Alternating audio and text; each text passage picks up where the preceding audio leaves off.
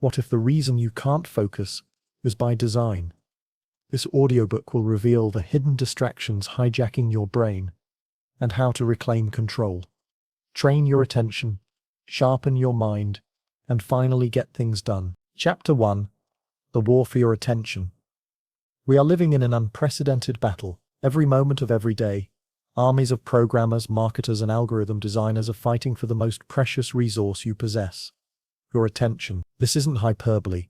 It's the reality of our modern world, where your focus has become the ultimate currency. The human brain, evolved over millions of years to scan for threats and opportunities in the wild, now finds itself overwhelmed by a constant barrage of notifications, alerts, and digital stimuli. Your phone buzzes with text messages, social media notifications flood your screen, emails demand immediate responses, and streaming services offer endless entertainment options. Each of these represents a carefully crafted weapon in the war for your attention. The stakes of this battle couldn't be higher. Your ability to focus deeply on meaningful work, to be present with loved ones, to pursue long-term goals, and to find satisfaction in life itself depends on who wins this war. Yet, most people don't even realize they're fighting it. They surrender their attention without question, believing that constant connectivity and multitasking are simply the price of modern life. Consider this. The average person checks their phone 96 times per day. That's once every 10 minutes during waking hours. Each check fragments your attention, pulling you away from whatever you were doing, and requiring precious mental energy to refocus. Studies show that after each interruption, it takes an average of 23 minutes to fully return to your previous level of concentration. In a world where interruptions come every few minutes, true focus becomes nearly impossible. The technology companies understand this better than anyone. They employ teams of neuroscientists, behavioral economists, and data scientists to make their products as addictive as possible. They use variable ratio reinforcement schedules, the same psychological principle that makes gambling addictive, to keep you coming back. They design interfaces with bright colors, persuasive notifications, and social validation loops that trigger dopamine releases in your brain. This isn't accidental. Former Google design ethicist Tristan Harris has revealed how these companies deliberately exploit human psychology to capture and monetize attention. The business model of most major tech platforms depends on keeping you engaged as long as possible, regardless of whether that engagement serves your best interests. But the assault on your attention doesn't stop with technology. Modern work environments often glorify busyness over productivity, rewarding those who appear constantly active rather than those who produce meaningful results. Open office designs, well-intentioned as they may be, create environments where focused work becomes nearly impossible. The average knowledge worker is interrupted every 11 minutes, making deep, concentrated effort a rare luxury. Our educational systems, too, have failed to prepare us for this reality. Despite living in an attention economy, we're never taught how to manage our focus effectively. We learn mathematics, science, and literature, but not the fundamental skill of directing our mental energy toward what matters most. The cost of losing this war extends far beyond productivity metrics. When we can't focus, we can't think deeply. When we can't think deeply, we can't solve complex problems or engage in meaningful creativity. We become reactive rather than proactive, responding to whatever demand seems most urgent, rather than working toward our most important goals. The psychological toll is equally severe. Constant task switching and digital stimulation can lead to increased anxiety, depression, and a persistent feeling that we're never quite present in our own lives. We miss precious moments with family and friends because part of our mind is always elsewhere, anticipating the next notification or worrying about unfinished tasks. Recognizing this war is the first step toward winning it. You must understand that your attention is under constant assault and that protecting it requires intentional effort. The default mode of modern life is distraction. Focus must be cultivated deliberately. The enemy in this war isn't just external. We also battle our own evolutionary wiring, which predisposes us to seek novelty and avoid boredom. Our brains are naturally attracted to new information, unexpected rewards, and social stimulation. In a world designed to exploit these tendencies, we must become conscious guardians of our own mental resources. Victory in this war doesn't mean becoming a digital hermit or rejecting all modern conveniences. Instead, it means becoming intentional about how you allocate your attention, setting clear boundaries around your mental space, and developing the skills necessary to focus deeply when it matters most. The following chapters will provide you with the strategies, tools, and mindset shifts necessary to reclaim control of your attention. You'll learn to recognize the tactics being used against you, develop defenses against distraction, and create an environment that supports sustained focus. This is your declaration of independence from the forces that seek to fragment your attention and scatter your energy. The war for your attention is real, but it's winnable. Your focused mind is the key to unlocking your potential, achieving your goals, and living a life of meaning and satisfaction. The battle begins now. Are you ready to fight for your focus? Chapter 2. Reclaiming control of your mind.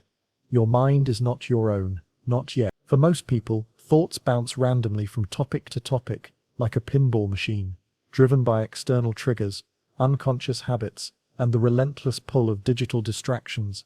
Reclaiming control of your mind isn't just about productivity, it's about reclaiming your life itself. The first step in this reclamation is understanding that your current mental state isn't natural or inevitable.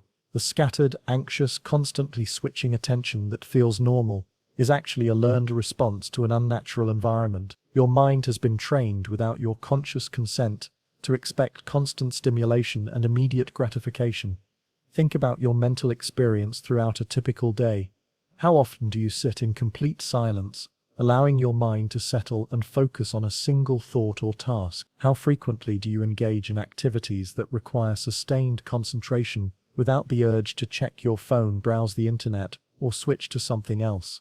For most people, these moments of genuine focus are rare and brief. We've become accustomed to mental noise, treating it as the baseline rather than recognizing it as a problem to be solved. The cost of this acceptance is enormous. Reduced creativity, impaired decision-making, increased stress, and a pervasive sense that life is happening to us rather than being consciously directed by us. Reclaiming control begins with awareness. You must become conscious of your mental patterns, noticing when your attention wanders, when you feel the urge for stimulation, and when you default to distraction rather than engaging with difficulty or discomfort. This isn't about judgment or self-criticism.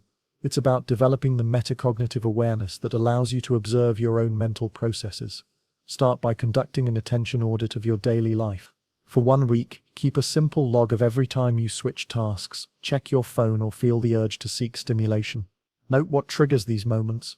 Are you avoiding a difficult task, responding to a notification, or simply acting on habit? This exercise isn't about changing anything yet. It's about developing awareness of your current patterns.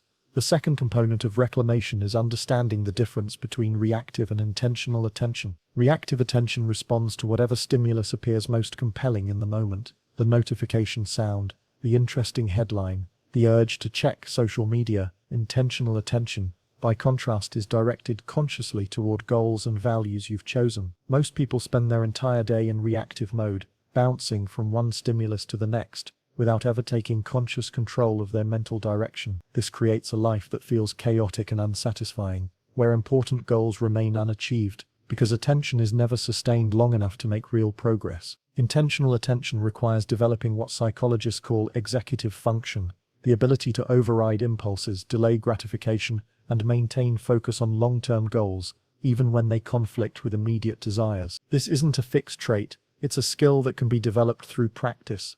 One of the most powerful tools for reclaiming mental control is meditation, but not necessarily in the traditional sense. You don't need to sit cross-legged for hours or achieve some mystical state of enlightenment. Instead, think of meditation as attention training. Short, regular practices where you learn to notice when your mind wanders and gently redirect it to a chosen focus point. Even 5 minutes of daily attention training can produce measurable improvements in your ability to sustain focus throughout the day. The key is consistency rather than duration. Start with just 2 minutes each morning, focusing on your breath and noticing when your mind wanders. When it does, and it will, simply acknowledge the wandering without judgment and return your attention to your breath. This simple practice teaches the fundamental skill of mental control, noticing distraction and choosing to redirect attention. These micro-moments of choice, practiced regularly, gradually strengthen your ability to maintain focus in all areas of life.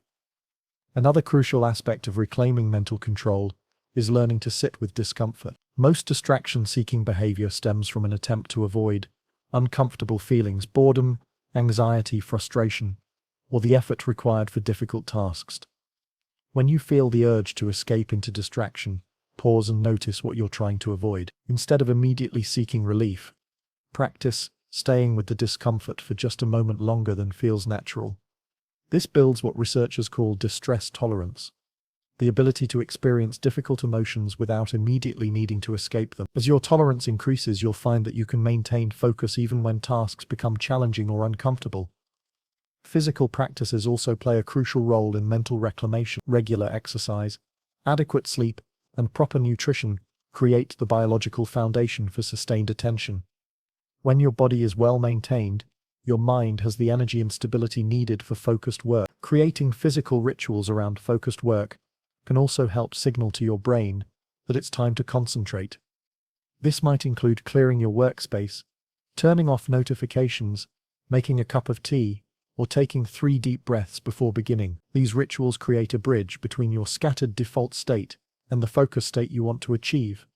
The process of reclaiming control is gradual and requires patience with yourself. You're not just changing habits, you're rewiring neural pathways that have been reinforced thousands of times. Expect setbacks, moments of frustration, and the temptation to give up. These are normal parts of the process, not signs of failure. Remember that every moment of conscious attention is a victory.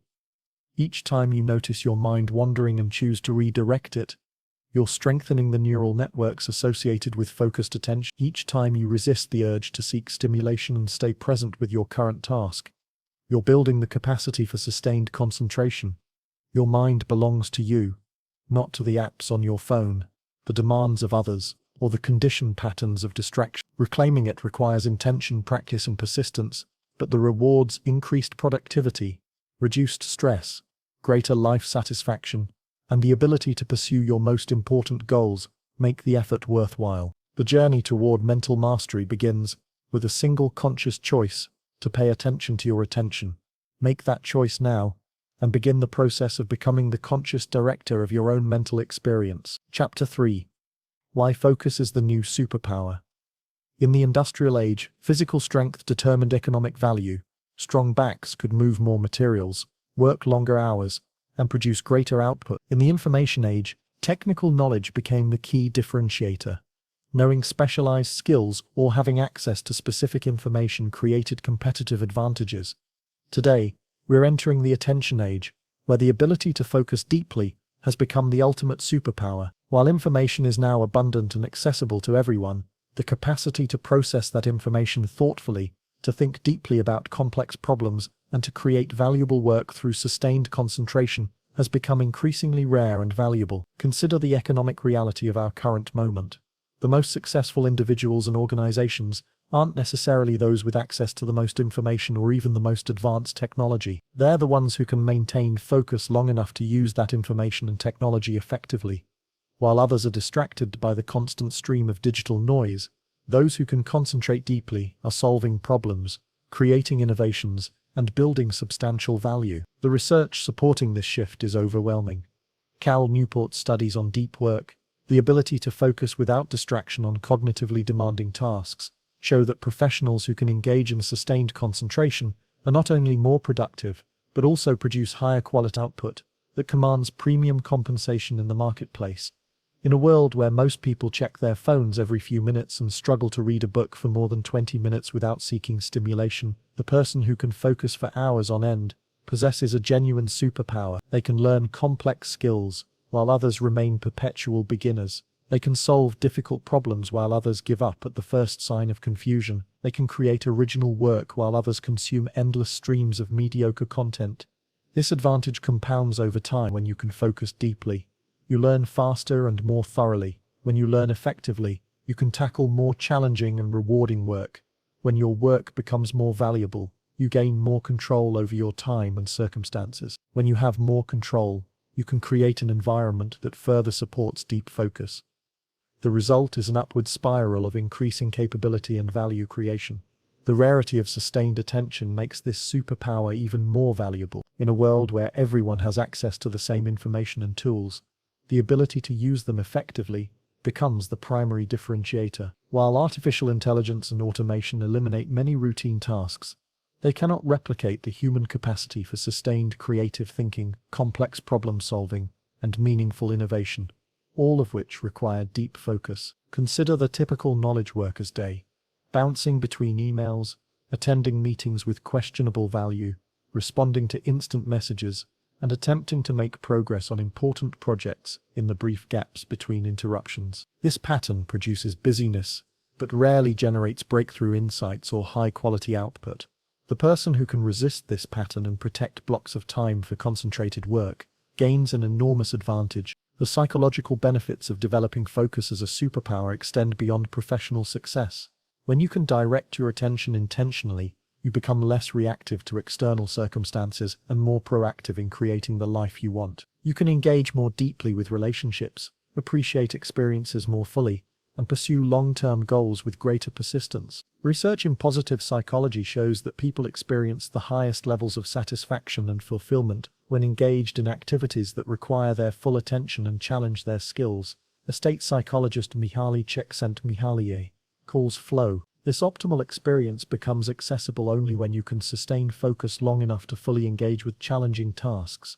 The superpower of focus also provides resilience against the mental health challenges of modern life. Anxiety often stems from excessive mental time travel, worrying about future possibilities or ruminating on past events.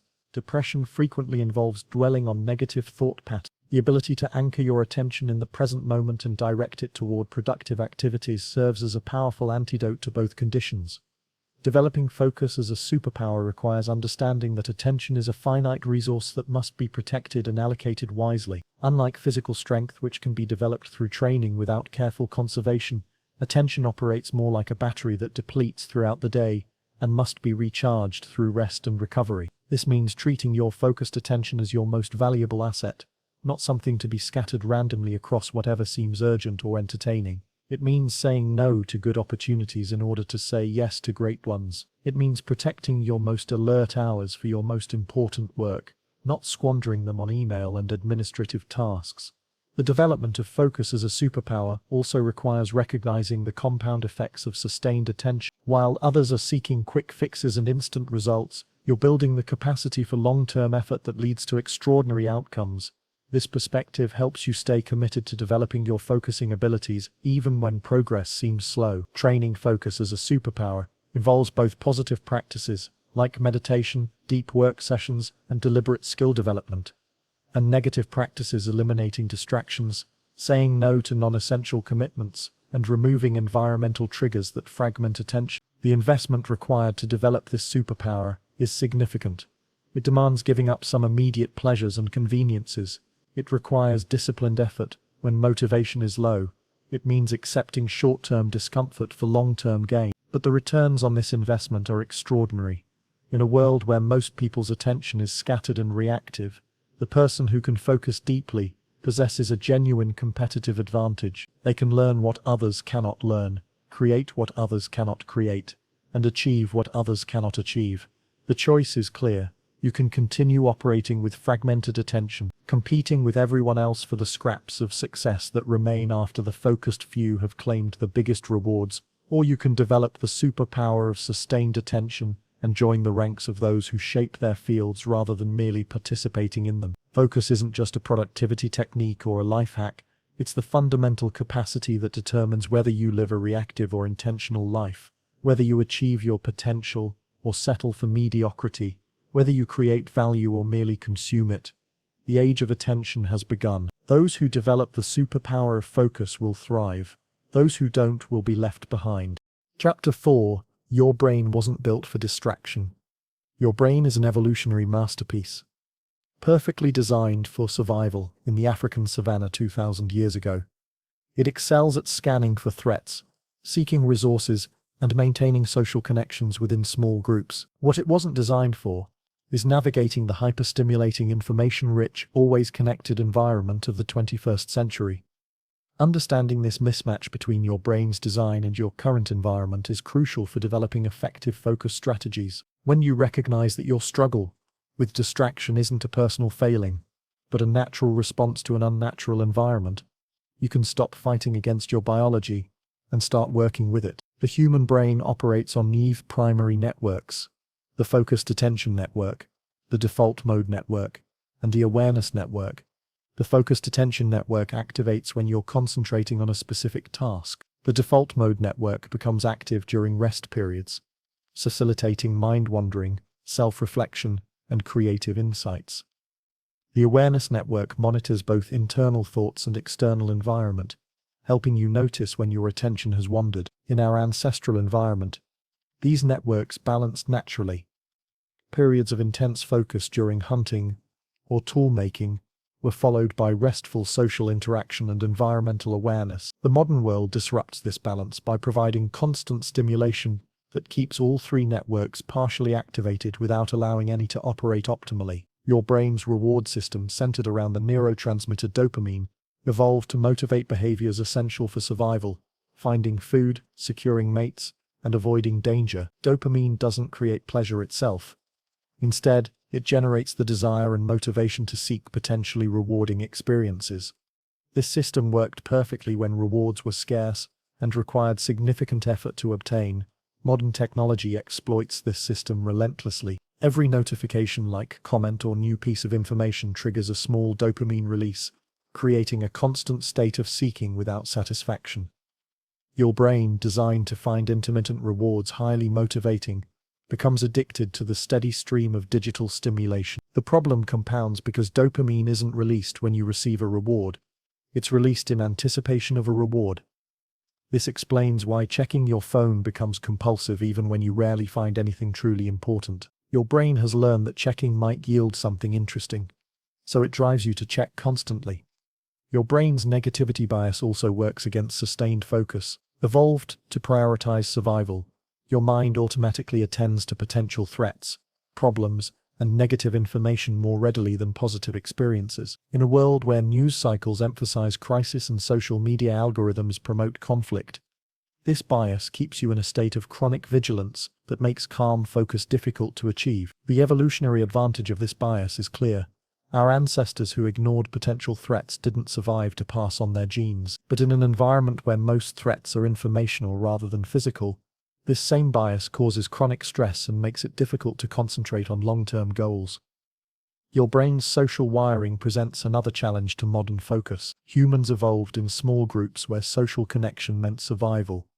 Your brain is therefore exquisitely attuned to social cues and feels compelled to respond to them immediately. When someone sends you a message, your brain interprets delayed response as potentially threatening to your social standing and survival. This social imperative conflicts with the requirements of deep focus, which often demands ignoring social signals in favor of sustained attention to challenging work.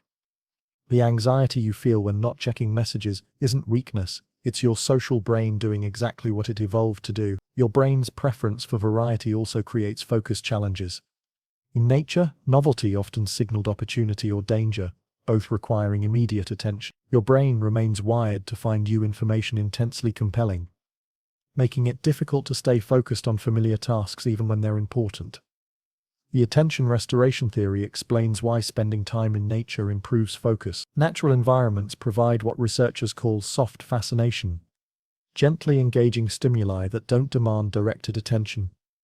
This allows your brain's attention systems to recover from the strain of constant focus and vigilance required by urban environments. Understanding your brain's limitations helps explain why willpower alone isn't sufficient for maintaining focus. Your prefrontal cortex, responsible for executive control and sustained attention, is metabolically expensive to operate and fatigues quickly under stress. When you're tired, hungry, or emotionally depleted, this system becomes less effective, making distraction much more likely. This doesn't mean you're powerless against your brain's design. Instead, it means you must work strategically with your neurological reality rather than against it. Instead of relying solely on willpower, you can modify your environment to reduce temptation, create systems that support focus, and schedule demanding work during peak mental energy periods. Your brain's neuroplasticity, its ability to reorganize throughout your life, offers hope. Regular meditation literally increases the size of brain regions associated with attention and decreases activity in areas associated with mind wandering. Reading books, practicing musical instruments, and engaging in other activities requiring sustained concentration strengthen neural networks, supporting focus. The key insight is that your current level of distractibility isn't fixed. Your brain adapts to whatever demands you place on it consistently. If you spend most of your time in fragmented attention states, your brain becomes optimized for distraction. If you regularly practice sustained concentration, your brain develops greater capacity for focus. This adaptation takes time. Your brain's reward systems need weeks or months to adjust to reduced stimulation. During this period, focused work may feel more difficult than usual. Not because you're losing ability, but because your brain is recalibrating its baseline expectations. Working with your brain's design rather than against it means accepting that perfect focus isn't the goal. Instead, aim for improved focus that aligns with your neurological reality. Take regular breaks to satisfy your brain's need for variety. Use natural environments for restoration. Schedule difficult work during peak energy periods. Create environmental supports that reduce reliance on willpower. Your brain is remarkable, but it's not designed for the modern world. Understanding this mismatch is the first step toward developing sustainable focus strategies that work with your biology rather than against it. The goal isn't to override your evolutionary programming, but to channel it in ways that serve your modern goals and values. Respect your brain's design, but don't be limited by it. With understanding and strategic effort, you can develop the focused attention necessary to thrive in our complex world. Chapter 5. Eliminate to elevate. The path to sustained focus isn't found in adding more productivity techniques, apps, or systems to your life. Instead, it lies in the powerful practice of elimination, systematically removing the distractions, commitments, and mental clutter that fragment your attention and dilute your energy. Most people approach focus like they approach fitness, looking for the magic exercise or supplement that will solve their problems. But just as physical health depends more on avoiding harmful foods than finding perfect supplements, mental clarity comes more from eliminating distractions than from adding focus techniques. The elimination principle operates on multiple levels. You must eliminate external distractions from your environment, internal distractions from your mind, and unnecessary commitments from your schedule. Each level requires different strategies, but all share the same fundamental insight. Less is more when it comes to attention. Start with your physical environment. Research shows that cluttered spaces create cortisol stress responses and reduce working memory capacity. Your brain processes every object in your visual field, even when you're not consciously aware of them. A clean, minimal workspace reduces cognitive load and makes sustained focus easier to achieve. This doesn't mean creating a sterile, joyless environment. Instead, be intentional about what occupies your visual and mental space. Keep only items that directly support your current work or provide genuine inspiration. Store everything else out of sight. The goal is to create an environment where your attention naturally flows toward what matters most. Digital elimination requires even more vigilance. The average smartphone user has 80 apps installed, most of which serve no genuine purpose beyond momentary entertainment or convenience. Each app represents a potential interruption, a door through which distraction can enter your mind. Conduct a ruthless digital audit. Remove apps that don't serve your core values and goals. Turn off all non-essential notifications. Use website blockers during focused work periods. The inconvenience of accessing distracting sites or apps when you don't genuinely need them is a feature, not a bug. It creates friction that protects your attention. Social media presents a particular challenge because it's designed to be addictive. The intermittent reinforcement schedules, social validation loops, and fear of missing out mechanics make these platforms extremely difficult to use moderately. For most people, complete elimination works better than attempted moderation. If complete social media elimination isn't practical for your work or relationships, create strict boundaries around usage. Designate specific times for checking social platforms. Use timer restrictions, and never browse social media during the first hour of your day or during dedicated focus periods. Email represents another major source of distraction that requires systematic elimination of unnecessary messages. Unsubscribe aggressively from newsletters, promotional emails, and notifications that don't directly serve your goals. Use filters to automatically sort important messages and delete obvious spam, Check email at designated times rather than continuously throughout the day. The elimination principle extends beyond digital distractions to commitments and obligations. Every yes to one thing is a no to something else. When you say yes to attending a meeting of questionable value, you're saying no to focused work on important projects. When you agree to social obligations that don't align with your values, you're depleting mental energy that could be directed toward meaningful goals. Learning to say no gracefully is a crucial skill for protecting your attention. This doesn't mean becoming antisocial or unhelpful. Instead, it means being selective about where you invest your limited mental resources. A polite but firm "I can't commit to that right now" protects your ability to excel in areas that truly matter.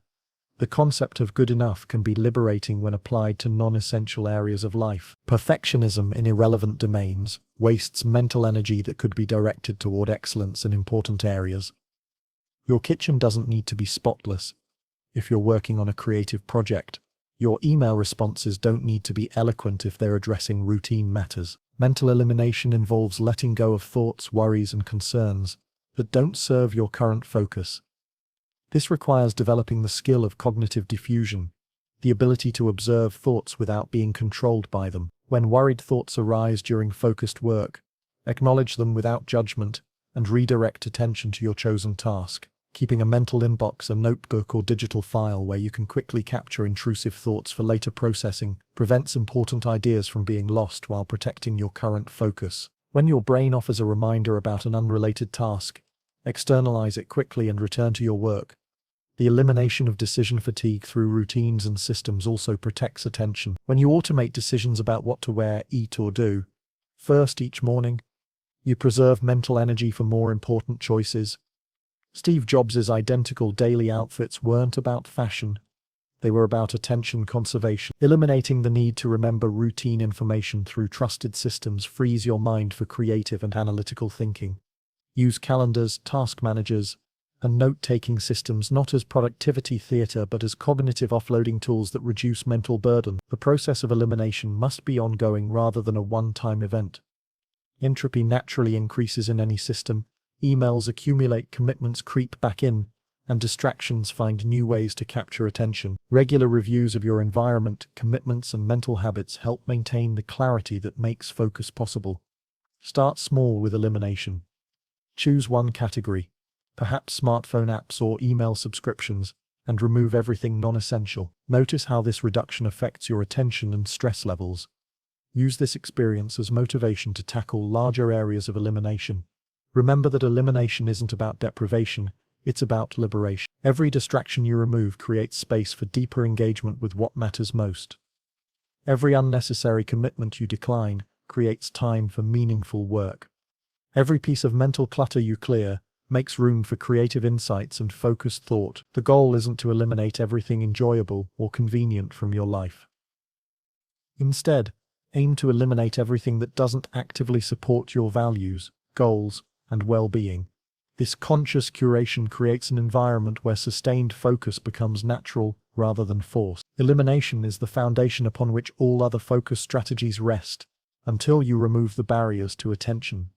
Adding focus techniques is like trying to fill a bucket with holes in it. Start with elimination, and watch as your capacity for sustained concentration naturally expands to fill the space you've created. Chapter 6. The Myth of Multitasking. Multitasking is not what you think it is. Despite decades of believing otherwise, the human brain cannot actually process multiple streams of information simultaneously or perform several tasks at once. What we call multitasking is actually rapid task switching, and this constant switching comes with devastating costs to your productivity, creativity, and mental well-being. The multitasking myth persists because it feels productive. When you're juggling email, a phone call, and a report simultaneously, your brain interprets this frantic activity as accomplishment. The reality is far different. You're performing each task less effectively than if you focused on one at a time, while creating unnecessary stress and cognitive fatigue. Neuroscience research has definitively shown that the brain has severe limitations when it comes to divided attention. When you attempt to multitask, your prefrontal cortex, the brain region responsible for executive control, must constantly switch between different neural networks. This switching process requires time and mental energy, creating what researchers call switching costs. These switching costs are not trivial. Studies indicate that multitasking can reduce productivity by up to 40% and increase the time required to complete tasks by up to 25%. Every time you shift attention from one task to another, your brain needs time to disengage from the first task, reorient to the second, and fully engage with the new cognitive demands.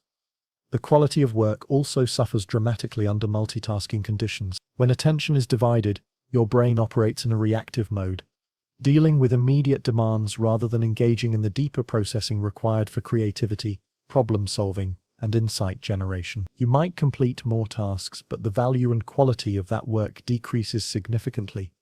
The myth of effective multitasking is particularly damaging because it prevents people from developing the capacity for sustained, focused attention that produces genuinely valuable work. When you believe that juggling multiple tasks is a skill to be developed, you never learn to concentrate deeply on single tasks for extended periods.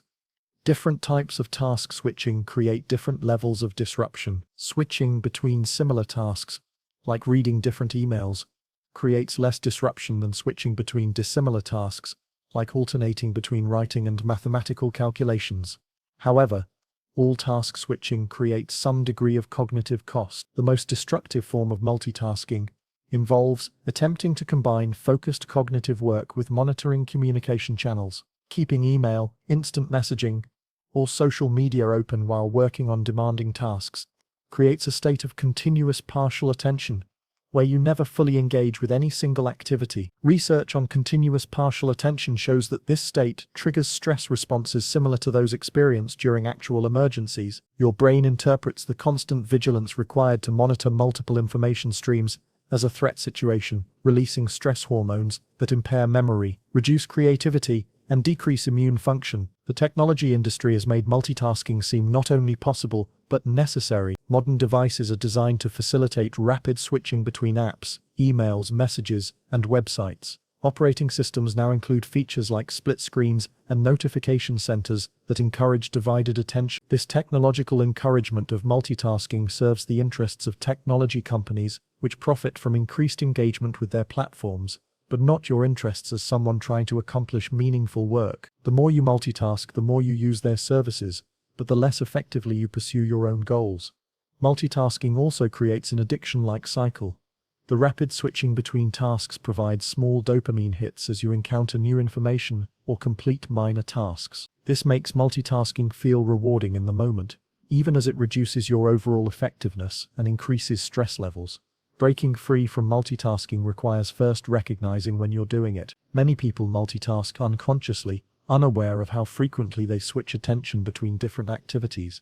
Spend a day monitoring your attention patterns, noting every time you switch from one task to another. The alternative to multitasking is what researchers call monotasking, focusing on one task at a time until it's complete or until you reach a natural stopping point. This approach feels inefficient at first, especially if you've become accustomed to the stimulation of constant task switching, but it produces far superior results. Implementing monotasking requires creating external supports for sustained focus. Close unnecessary browser tabs, put your phone in another room, use website blockers during focused work periods, and establish clear time blocks for specific activities. These environmental modifications make it easier to resist the urge to multitask. The practice of time blocking, assigning specific time periods to individual tasks, provides structure that supports monotasking. Instead of maintaining a to-do list that encourages jumping between tasks based on mood or external pressures, schedule focused time for each important activity. During these focused time blocks, resist the urge to check email, respond to messages, or switch to other tasks. If important thoughts or tasks occur to you during focused work, quickly capture them in a notebook and return to your primary task. This external capture system prevents losing important ideas while protecting sustained attention. The transition from multitasking to monotasking often creates initial discomfort. Your brain, accustomed to constant stimulation, may feel bored or anxious when focused on a single task for extended periods. This discomfort is temporary and will decrease as your capacity for sustained attention develops. Start with short periods of monotasking, perhaps 25 minutes at a time, and gradually increase the duration as your focus capacity grows. The Pomodoro technique provides a useful framework for this gradual development of sustained attention. Recognize that some activities genuinely require divided attention, like driving while monitoring traffic conditions, but these are rare in knowledge work. Most of what we call multitasking is simply poor attention management disguised as efficiency. The benefits of abandoning multitasking extend beyond improved productivity. Single tasking reduces stress, improves work quality, increases creativity, and creates a greater sense of accomplishment and satisfaction. When you complete tasks one at a time, you experience the genuine satisfaction of finished work, rather than the hollow feeling of partially completed activities. Multitasking is not a skill to be developed, but a harmful habit to be eliminated. Every moment spent learning to juggle multiple tasks is time that could be spent developing the far more valuable ability to concentrate deeply on important work. The myth of multitasking has held back countless people from reaching their potential. Don't let it hold back you. In Chapter 7, Design a life that protects your focus. Your environment shapes your attention more than your willpower ever could. While most people try to force themselves to focus despite distracting surroundings, the most successful individuals design their entire lives to support sustained concentration. This systematic approach to life design recognizes that focus is too important to leave to chance or daily willpower battles. Creating a focus-supportive life begins with understanding that every element of your environment either helps or hinders your ability to concentrate. Your physical space, daily routines, social relationships, technology setup, and even your neighborhood all influence your capacity for sustained attention. Start with your physical workspace, which should serve as a sanctuary for concentrated effort. This doesn't require an expensive home office. Even a corner of a room can become a powerful focus zone when designed intentionally. The key is creating clear boundaries between focused workspace and relaxation or entertainment areas. Remove all unnecessary items from your work area. Research shows that even the presence of a smartphone, even when turned off, reduces cognitive performance by occupying part of your mental bandwidth. Keep only the tools and materials directly relevant to your current work within sight. Store everything else in closed drawers or cabinets. Natural light significantly impacts both alertness and mood, making it easier to maintain focus for extended periods. Position your workspace near a window when possible, or invest in full-spectrum lighting that mimics natural sunlight. Avoid fluorescent lighting, which can cause eye strain and mental fatigue during long work sessions. Temperature control plays a crucial role in sustained attention.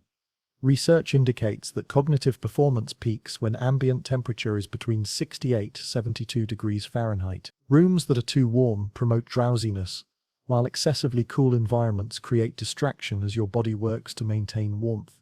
Sound environment requires careful consideration. Complete silence isn't always optimal. Some people focus better with consistent background noise that masks unpredictable sounds. Experiment with different options: instrumental music, nature sounds, white noise, or specialized focus soundtracks. The key is consistency and predictability rather than variety. Your digital environment needs even more careful design than your physical space. The default settings on most devices and applications are optimized for engagement, not productivity. Take control by customized notifications, organizing apps, and creating digital boundaries that support focus. Turn off all non-essential notifications on your phone and computer. The only alerts you should receive are truly urgent communications, which for most people means almost nothing. Every notification trains your brain to expect interruption and makes sustained focus more difficult. Organize your digital tools to reduce decision fatigue and distraction. Use separate browsers or browser profiles for work and personal use. Install website blockers that activate automatically during focused work periods. Create separate user accounts on shared computers to maintain the boundary between focused work and casual internet use. Design your daily routine to protect your most valuable focus hours. Most people experience peak mental clarity during specific hours of the day, often in the morning before decision fatigue and distractions accumulate. Schedule your most important work during these peak periods and guard them fiercely. Create a consistent morning routine that prepares your mind for focused work without depleting mental energy on unnecessary decisions. This might include predetermined breakfast choices, exercise routines, and preparation rituals that signal to your brain that focused work is about to begin. Evening routines are equally important for protecting focus.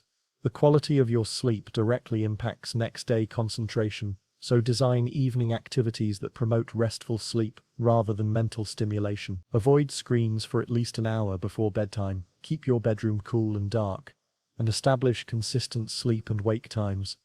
Your social environment profoundly influences your ability to focus. Surround yourself with people who understand and respect the importance of sustained concentration.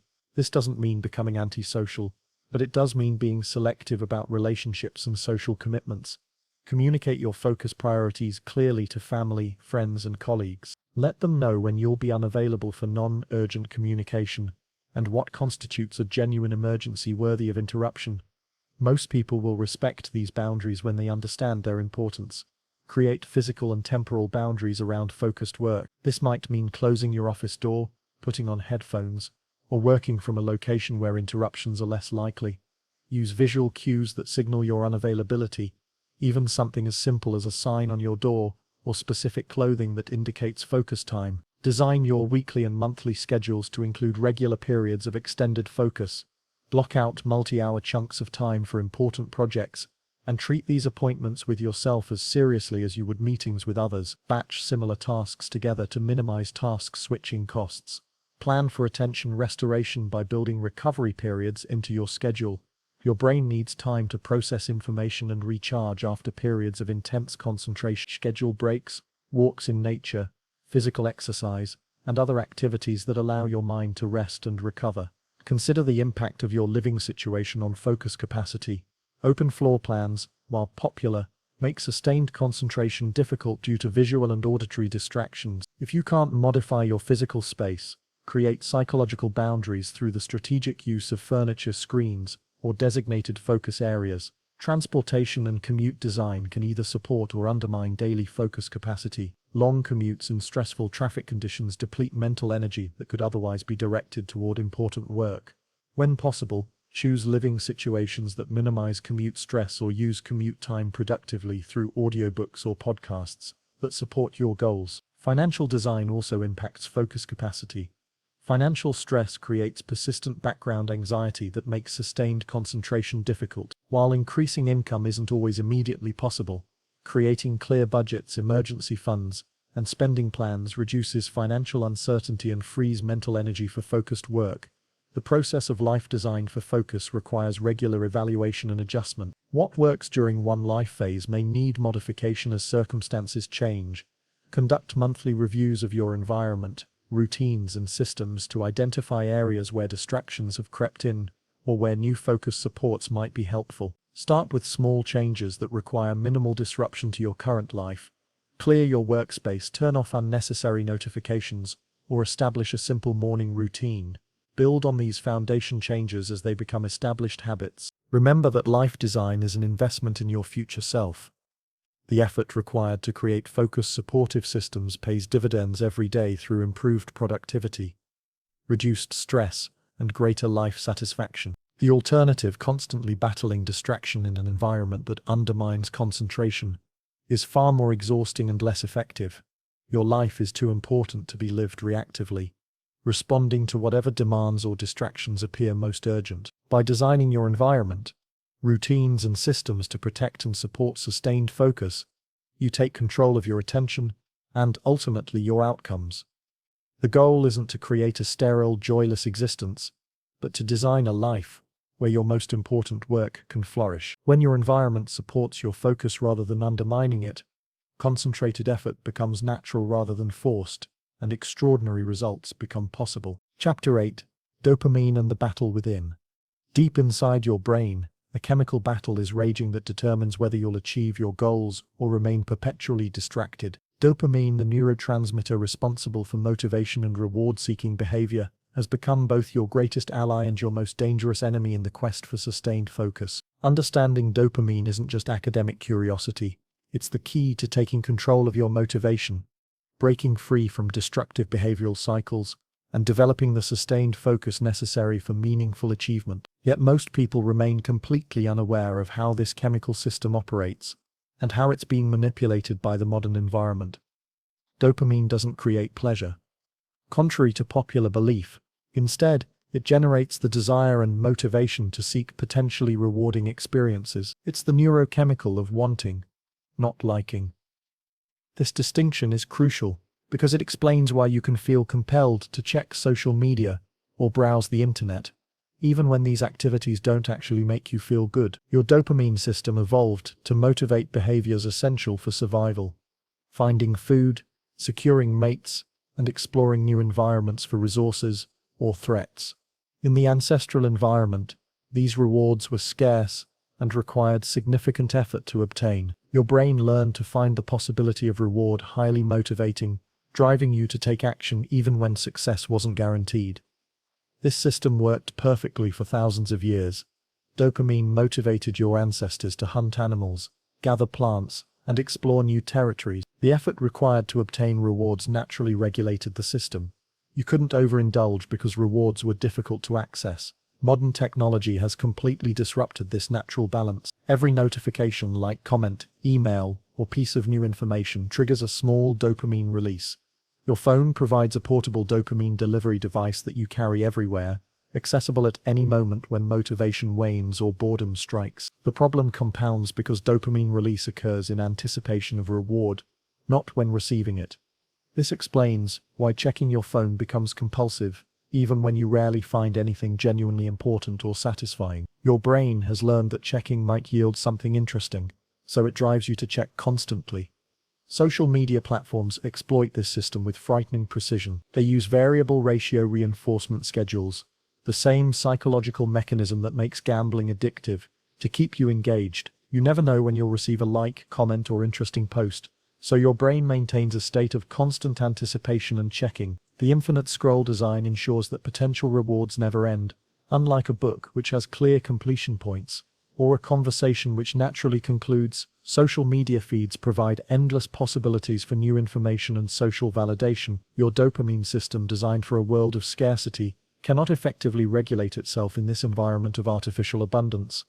Email creates similar dopamine disruption through unpredictable message arrival and the satisfaction of inbox zero. Even work-related checking behaviors exploit your reward systems, making you feel productive while actually fragmenting your attention and reducing your capacity for deep work. The smartphone represents the most powerful dopamine manipulation device ever created. It combines multiple reward systems, social validation, information acquisition, entertainment, shopping, and communication into a single, always accessible package. The average person checks their phone 96 times per day, demonstrating the power of this dopamine hijacking. Constant stimulation of your dopamine system creates tolerance, similar to drug addiction. As your brain adapts to frequent small rewards, you need increasing stimulation to feel motivated and engaged. Activities that once felt satisfying, like reading books, having conversations, or working on challenging projects, begin to feel boring and unstimulating. This tolerance effect explains why people often feel anxious or restless when their phones are unavailable, why they struggle to concentrate on single tasks, and why they need increasing levels of stimulation to feel entertained or motivated. Your baseline dopamine levels have been artificially inflated, making normal activities feel unrewarding. The solution isn't to eliminate dopamine. That's neither possible nor desirable. Instead, you must learn to regulate your dopamine system deliberately, using its power to support your long-term goals rather than allowing it to be exploited by design distractions. Dopamine detox, despite the name, isn't about eliminating dopamine from your system. Instead, it involves temporarily reducing exposure to high stimulation, low-effort rewards to allow your dopamine receptors to resensitize. This process helps restore your ability to find satisfaction in challenging but meaningful activities. Start with small detox periods, perhaps 1 hour each morning without any digital stimulation. During this time, engage only in activities that require effort or provide genuine satisfaction: reading, writing, exercising, meditating, or having face-to-face conversations. Notice how these activities feel initially boring or unstimulating, and observe how this sensation changes with practice.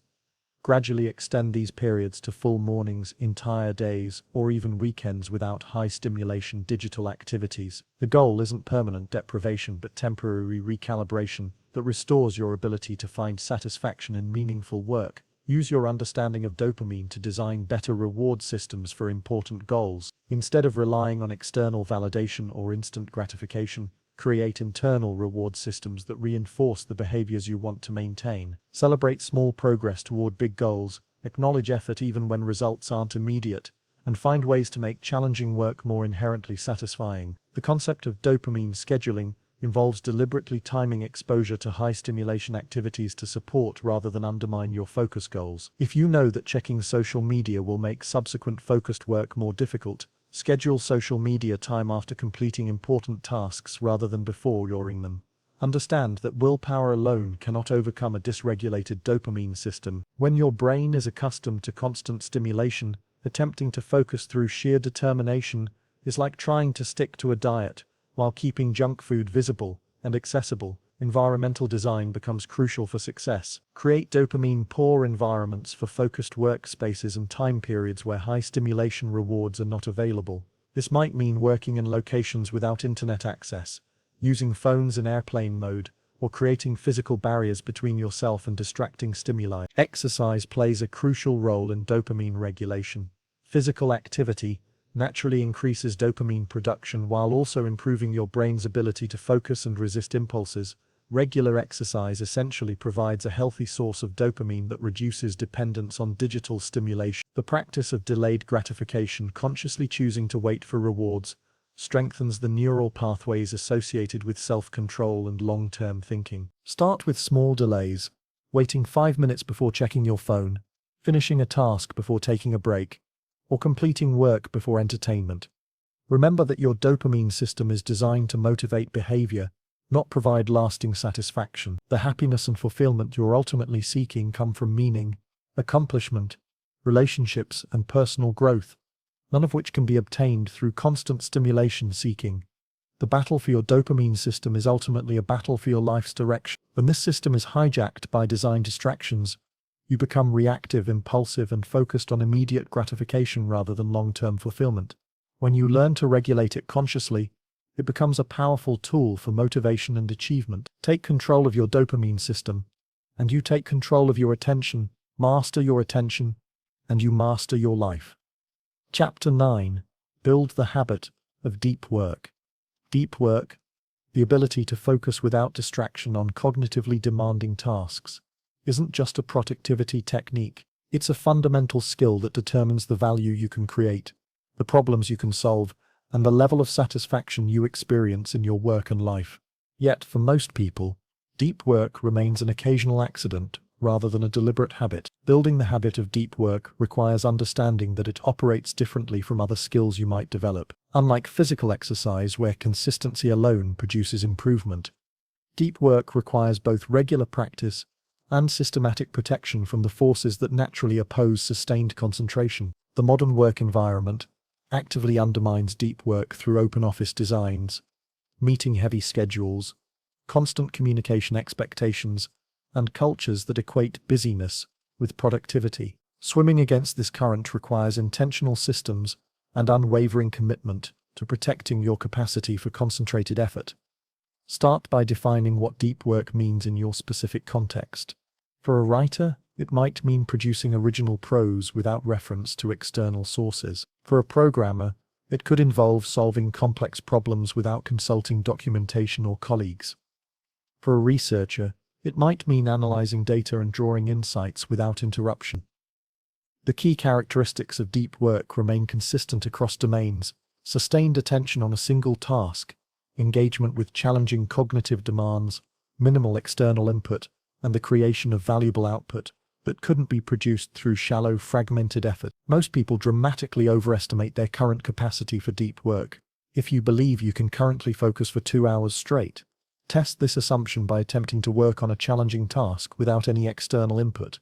No internet, no phone, no references, no breaks for the time you think you can sustain. Most people discover they can maintain genuine deep work for far shorter periods than they imagined.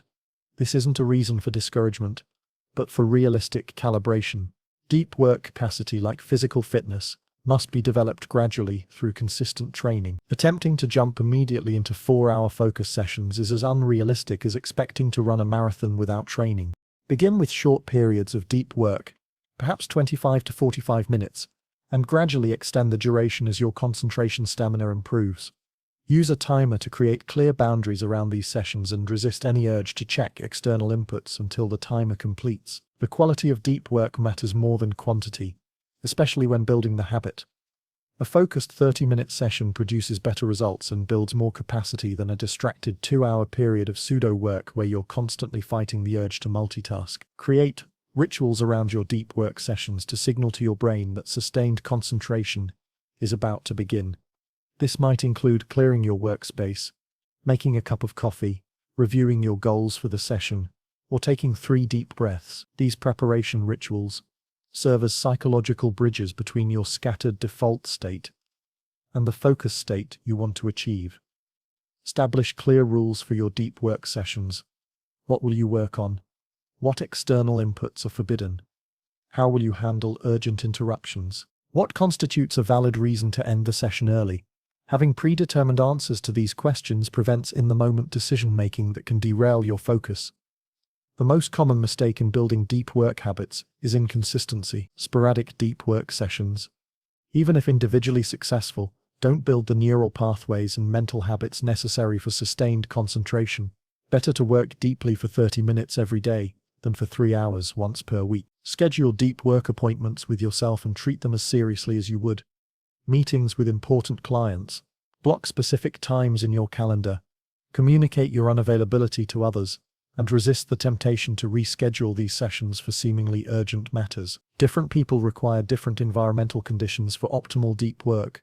Some need complete silence, while others focus better with instrumental music or nature sounds. Some prefer isolated spaces, while others work well in bustling coffee shops where the ambient activity creates energizing background stimulation. Experiment to discover your optimal conditions. The timing of deep work sessions significantly impacts their effectiveness. Most people experience peak cognitive performance during specific hours, often in the morning before decision fatigue accumulates. Identify your personal peak hours through experimentation and guard them fiercely for your most important deep work. Physical preparation enhances deep work capacity. Ensure adequate sleep, proper hydration, and stable blood sugar levels before attempting sustained concentration. Avoid large meals immediately before deep work sessions, as digestion diverts energy from cognitive function. Handle interruptions systematically rather than reactively. When thoughts about other tasks arise during deep work, quickly capture them in a notebook and return to your primary focus. If external interruptions occur, assess their genuine urgency before responding. Most urgent matters can wait until your deep work session concludes. Build tolerance for the discomfort that accompanies sustained concentration. Deep work often feels difficult, especially when you encounter challenging problems or your brain craves stimulation. This discomfort is normal and temporary, a sign that you're strengthening your focus capacity rather than an indication that something is wrong. Track your deep work progress to maintain motivation and identify improvement patterns. Note the duration of your sessions, the quality of your focus, the outputs you produce, and any factors that seem to enhance or impair your concentration. This data helps you optimize your approach over time. Create accountability systems that support your deep work habit. This might involve sharing your goals with a colleague, joining a focus group, or using apps that track your concentration periods. External accountability can provide motivation during periods when internal discipline wavers. The benefits of regular deep work extend far beyond immediate productivity gains. Sustained concentration practices strengthen neural networks associated with attention, improve your ability to learn complex information, increase creativity and problem-solving capacity, and provide the psychological satisfaction that comes from producing valuable work. Deep work also serves as a form of meditation, training your mind to sustain attention on chosen objects while observing and dismissing distracting thoughts. This mental training transfers to all areas of life, improving your ability to be present in relationships, persistent with challenging goals, and resistant to impulsive behaviors. Remember that building the deep work habit is a long-term investment in your cognitive capacity and professional value. In a world where most people's attention is fragmented and reactive, the person who can concentrate deeply possesses a genuine competitive advantage. Start today with a single 30-minute deep work session. Choose your most important task, eliminate all distractions, set a timer, and begin. Don't worry about perfect conditions or optimal timing. Worry about consistency. The habit of deep work begins with a single focused session and grows through daily practice. Your capacity for sustained concentration is one of the most valuable assets you can develop. Invest in building it deliberately, and watch as your ability to create meaningful work and experience satisfaction in that work expands dramatically. Chapter 10. Discipline, Motivation. Motivation is a fair-weather friend that abandons you precisely when you need it most. It arrives uninvited during moments of inspiration and vanishes without warning when challenges arise or enthusiasm wanes. Building a life of sustained focus on motivation alone is like constructing a house on shifting sand. It might stand during calm weather, but it will collapse when storms arrive. Discipline, by contrast, is the steady foundation upon which lasting achievement is built. It's the ability to maintain consistent action regardless of emotional state, external circumstances, or momentary preferences.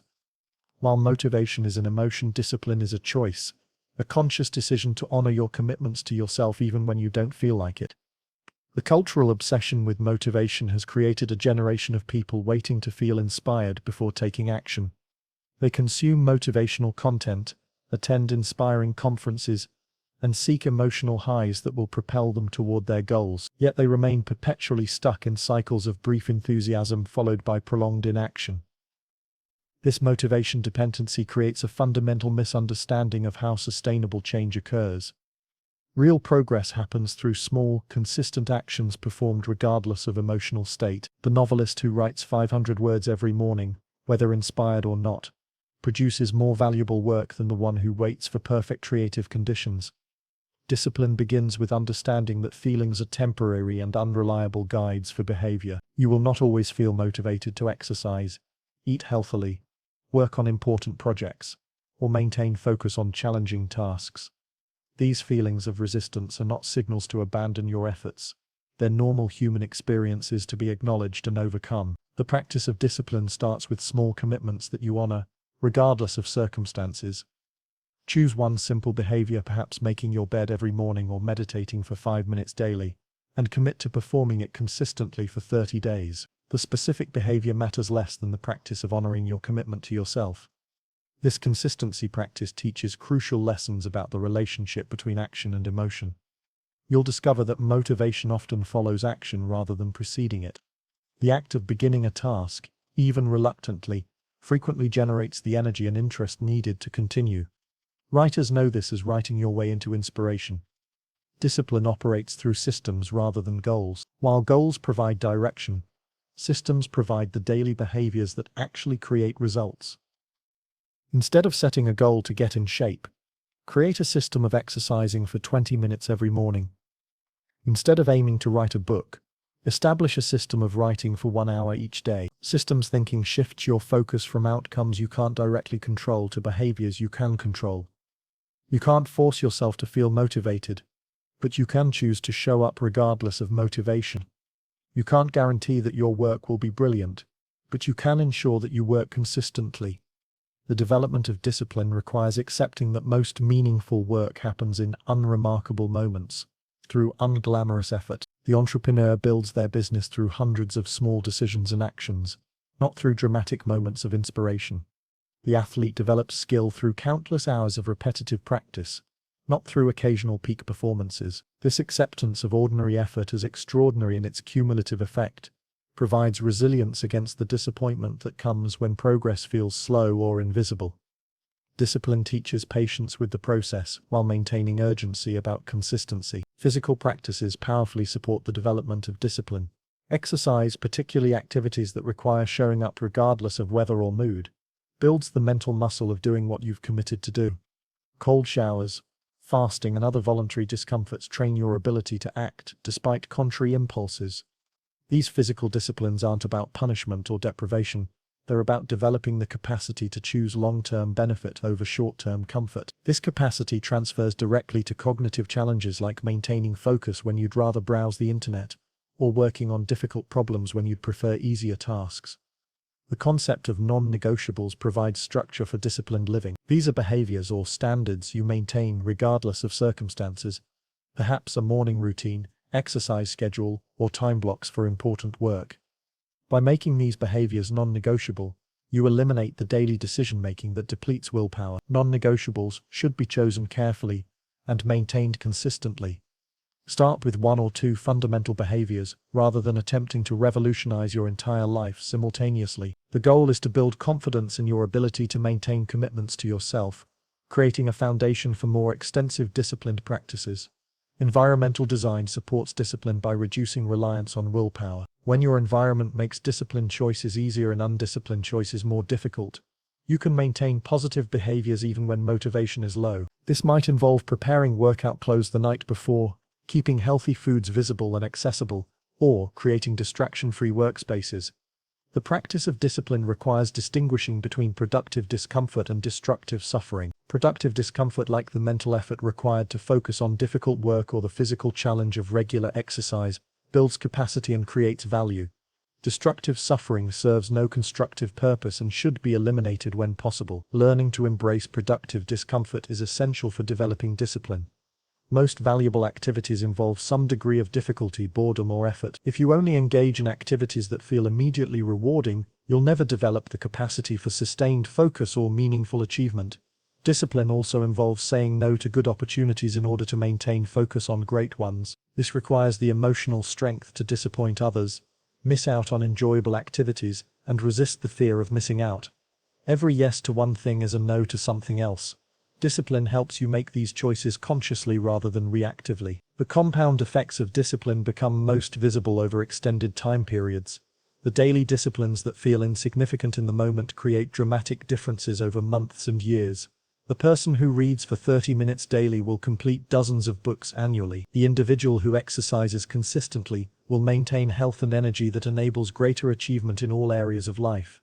Motivation can initiate change, but only discipline sustains it. Use motivational moments to make decisions and create systems, then rely on discipline to execute those systems regardless of emotional state. This approach harnesses the power of inspiration while not depending on its continued presence. Remember that discipline is a practice, not a personality trait. Everyone can develop greater capacity for consistent action through deliberate effort. Start with small commitments, honor them regardless of circumstances, and gradually expand your disciplined practices as your confidence and capacity grow. The person you become through disciplined living, someone whose actions align with values rather than fleeting emotions, is worth more than any specific achievement discipline might help you reach. Discipline doesn't just help you accomplish goals, it transforms you into the type of person capable of sustained excellence. Choose discipline over motivation. Choose consistency over intensity. Choose systems over goals. Choose the long-term satisfaction of character development over the short-term pleasure of following impulses. Your future self will thank you for the discipline you develop today. Chapter 11. Train your brain like an athlete. Your brain is the most sophisticated machine ever created, yet most people treat it like a neglected muscle, using it randomly, never training it systematically, and expecting peak performance without deliberate development. Athletes understand that physical excellence requires consistent training, progressive challenge, and systematic recovery. Mental excellence demands the same approach. Just as muscles grow stronger through resistance training, your attention span increases through concentration challenges. Just as cardiovascular fitness improves through sustained effort, your focus endurance develops through extended periods of sustained mental work. The principles that govern physical training apply directly to cognitive enhancement. The concept of progressive overload in physical training involves gradually increasing the challenge to stimulate adaptation and growth. Your brain responds to the same principle. If you can currently focus for 30 minutes without distraction, aim for 35 minutes next week. If you can read for 45 minutes before craving stimulation, challenge yourself to reach 50 minutes. This progression must be gradual and sustainable. Attempting to immediately double your focus capacity is like trying to bench press twice your current maximum. It leads to failure and potential injury. Mental overreaching creates frustration, burnout, and abandonment of focus training just as surely as physical overreaching causes injury and training cessation. Specificity in training means that improvements are greatest in activities that most closely match your training. If you want to improve your ability to focus on complex writing projects, practice focusing on writing rather than general attention exercises. If your goal is sustained reading comprehension, train by reading challenging books rather than performing abstract concentration tasks. However, some cognitive exercises, provide general attention improvements that transfer across domains. Meditation, particularly focused attention meditation, strengthens the neural networks responsible for sustained concentration regardless of the specific focus object. Working memory exercises can improve your ability to hold complex information in mind while working on challenging problems. Mental training sessions should be structured like physical workouts. Begin with a brief warm-up period to transition from scattered attention to focused concentration. This might involve reviewing your goals for the session, clearing your workspace, or performing a short breathing exercise to center your mind. The main training session should challenge your current capacity without overwhelming it. Work at the edge of your comfort zone, difficult enough to require effort, but not so difficult that you become frustrated and abandon the session. Mental training, like physical training, operates in the zone between too easy and too hard. Recovery periods are essential for cognitive development, just as they are for physical growth. Your brain needs time to consolidate learning, process information, and restore the neurochemical resources required for sustained attention. Attempting to maintain peak focus throughout the day leads to mental fatigue and reduced performance. Plan recovery into your training schedule through deliberate breaks, varying activities, and ensuring adequate sleep. Just as athletes periodize their training with seasons of intensity and recovery, your mental training should include cycles of challenge and restoration. Different types of attention training serve different purposes, similar to how various exercises target different muscle groups. Focused attention meditation strengthens your ability to sustain concentration on a single object. Open monitoring meditation improves your capacity to maintain awareness without getting caught up in distracting thoughts. Walking meditation develops the ability to maintain mindfulness while engaging in physical activity. Reading challenging books provides excellent attention training, particularly books that require sustained concentration and complex thinking. Philosophy, science, and literature offer cognitive challenges that strengthen focus while providing valuable knowledge.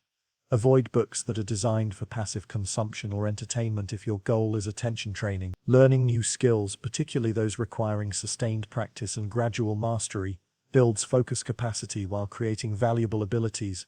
Musical instruments, languages, complex crafts, and technical skills all demand the type of sustained attention that transfers to other domains. The practice of deliberate difficulty, intentionally choosing more challenging approaches to routine tasks, builds mental resilience and focus capacity.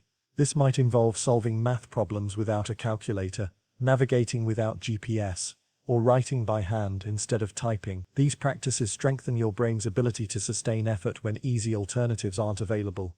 Mental training requires tracking progress just as physical training does. Keep records of your focus sessions, duration, quality of concentration, types of distractions that arose, and overall satisfaction with the session. This data helps you identify patterns, track improvement, and adjust your training approach. Environmental conditions significantly impact mental training effectiveness. Train in various settings to develop robust attention that isn't dependent on perfect conditions. Practice focusing in noisy environments with visual distractions present and during different times of day. This preparation makes real-world focus easier when conditions aren't ideal. The concept of cross-training applies to mental development.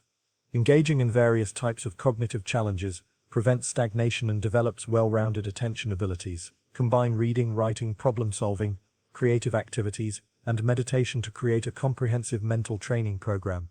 Nutrition and hydration impact cognitive performance, just as they affect physical performance. Stable blood sugar levels support sustained concentration, while dehydration impairs mental clarity.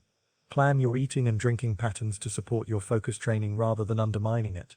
Mental training sessions should have clear objectives and measurable outcomes. Instead of vaguely trying to focus better, set specific goals. I will read this chapter without checking my phone, or I will work on this problem set for 45 minutes without break. Specific objectives make training sessions more effective and provide clear success metrics. The patience required for mental training parallels physical development timelines. Just as building muscle requires weeks of consistent effort before visible changes appear, attention improvements happen gradually and require sustained practice. Expect initial discomfort, plateaus in progress, and the temptation to abandon training when results aren't immediately obvious.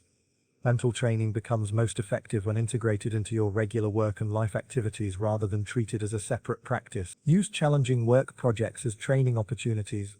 Approach difficult conversations as attention exercises, and view boring tasks as chances to practice sustained concentration. The compound benefits of brain training extend far beyond improved focus. Enhanced attention improves learning capacity, decision-making quality, emotional regulation, and stress resilience. The mental strength you develop through systematic training serves you in every area of life. Remember that your brain's neuroplasticity, its ability to reorganize and develop new neural pathways, continues throughout your life. Regardless of your current attention span or age, consistent training can produce meaningful improvements in your focus capacity. Start your mental training today with a single focused session. Choose a challenging but achievable goal, eliminate distractions, and work systematically toward improvement. Like an athlete preparing for competition, approach mental training with seriousness, consistency, and long-term commitment. Your brain is capable of far more than you've demanded of it. Train it like the remarkable instrument it is, and discover the extraordinary focus capacity you possess. Chapter 12. The Focus Ritual. Morning to night. Your phone buzzes at 6:47 a.m., and before your feet hit the floor, you're already mentally scattered across 17 different priorities. Sound familiar? You stumble through your morning routine, while your mind ricochets between yesterday's unfinished tasks, today's overwhelming schedule, and tomorrow's looming deadlines. By the time you've had your first cup of coffee, your focus has already been fractured into 1,000 pieces. This is the reality for most people, and it's exactly why conventional wisdom about staying focused fails so spectacularly. We've been taught to believe that focus is something we either have or we don't, like height or eye color. We think focused people are just naturally disciplined, that they wake up with some mystical ability to concentrate that the rest of us lack. But here's what nobody tells you about truly focused individuals. They don't rely on willpower or motivation. They rely on ritual.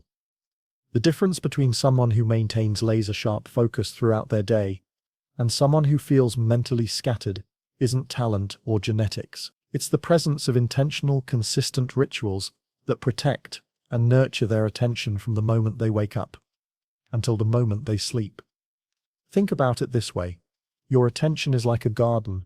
Left unattended, weeds of distraction will naturally take over. Random thoughts, urgent interruptions, and mental clutter will crowd out the important work you're trying to cultivate. Most people spend their entire day pulling weeds, reactively, wondering why they can never seem to grow anything meaningful. But focused individuals, they've learned to create rituals that prevent the weeds from taking root in the first place. The morning ritual isn't about becoming a productivity robot who wakes up at 4 a.m. to meditate for 2 hours. It's about creating a predictable sequence of actions that signal to your brain, we are entering focus mode. Your evening ritual isn't about following some guru's perfect nighttime routine. It's about consciously transitioning your mind from the chaos of the day into a state of calm restoration. Let me share what this actually looks like in practice.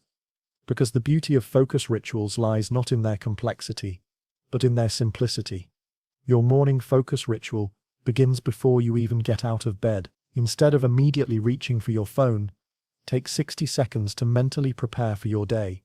Not to plan or worry or stress, but simply to acknowledge that you're transitioning from sleep state to awake state. This tiny pause creates the first boundary between reactive living and intentional living. The next element of your morning ritual involves what I call the focus anchor. This is one specific task or practice that immediately grounds your attention. For some people, it's making their bed with complete presence. For others, it's drinking their first glass of water slowly and mindfully. The specific action doesn't matter nearly as much as the intention behind it. You're teaching your brain that this day will be different. This day will be focused. Your workspace preparation is the third component of your morning focus ritual. Before you begin any work, spend 5 minutes organizing your physical and digital environment. Close unnecessary browser tabs. Clear your desk surface. Put your phone in another room or at least face down and silent. This isn't just about reducing distractions. You're creating a sacred space where focus can flourish. The fourth element is what I call the priority declaration. Write down the 3 most important things you want to accomplish today. Not 20 things, not 10 things, 3 things. When you declare your priorities explicitly, you give your attention permission to ignore everything else. This simple act transforms your day from a reactive scramble to an intentional journey. Your transition rituals throughout the day are equally important, Between different tasks or meetings, take 30 seconds to reset your mental state. Take 3 deep breaths. Remind yourself what you're about to focus on. Clear the mental residue from your previous activity. These micro-rituals prevent attention fatigue and maintain your focus stamina throughout the day. The midday ritual is where most people lose their focus battle. Energy dips, distractions multiply, and the afternoon becomes a wasteland of scattered attention. But when you have a midday reset ritual, you can reclaim your focus just as powerfully as you established it in the morning. Step away from your work for 10 minutes. Go outside if possible. Move your body. Drink water.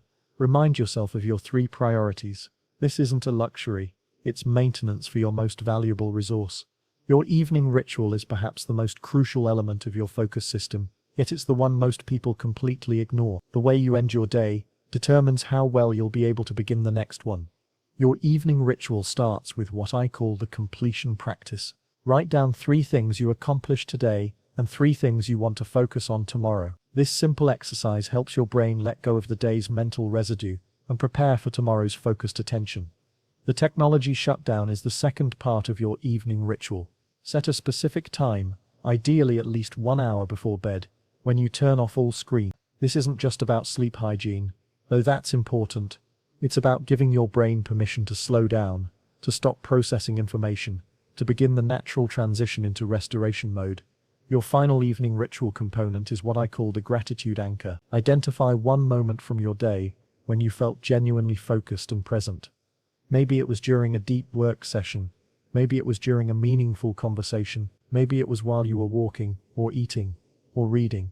Acknowledge this moment with gratitude. You're teaching your brain to notice and value focus states, making them more likely to occur tomorrow.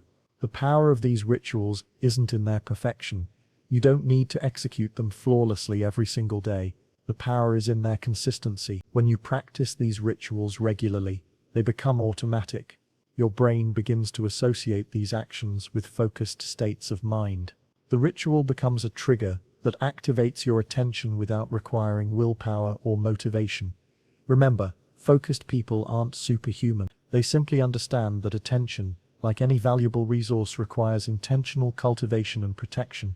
They create rituals not because they're naturally disciplined, but because they've learned that discipline is actually the result of good systems, not the cause of them. Your focus isn't broken. You haven't lost some innate ability to concentrate. You simply need rituals that honor and protect your attention throughout the entire day. From the moment you wake up until the moment you sleep, you have the power to create conditions where focus flourishes naturally and effortlessly.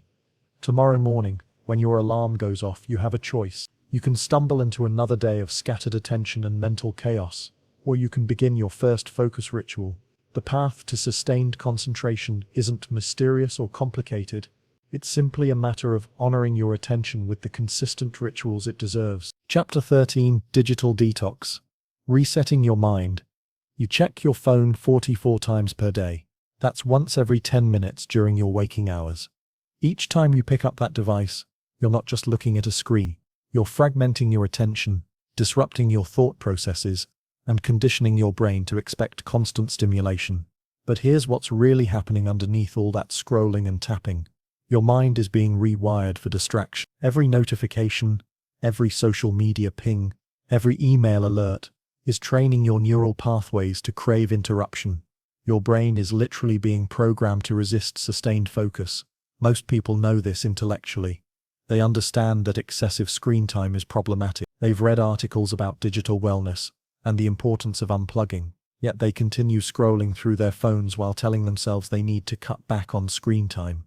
They install app blockers that they disable within hours. They declare phone-free weekends that last until Sunday afternoon. The reason digital detox fails for most people isn't lack of motivation. It's because they're approaching it like a diet, instead of understanding it for what it really is, a complete reset of your attention system. Think of your brain like a computer that's been running continuously for months without a restart. Every app you've opened, every browser tab you've left running, every notification you've received has consumed processing power. Your mental RAM is completely full. Your cognitive hard drive is cluttered with digital debris. No wonder you can't think clearly or focus deeply.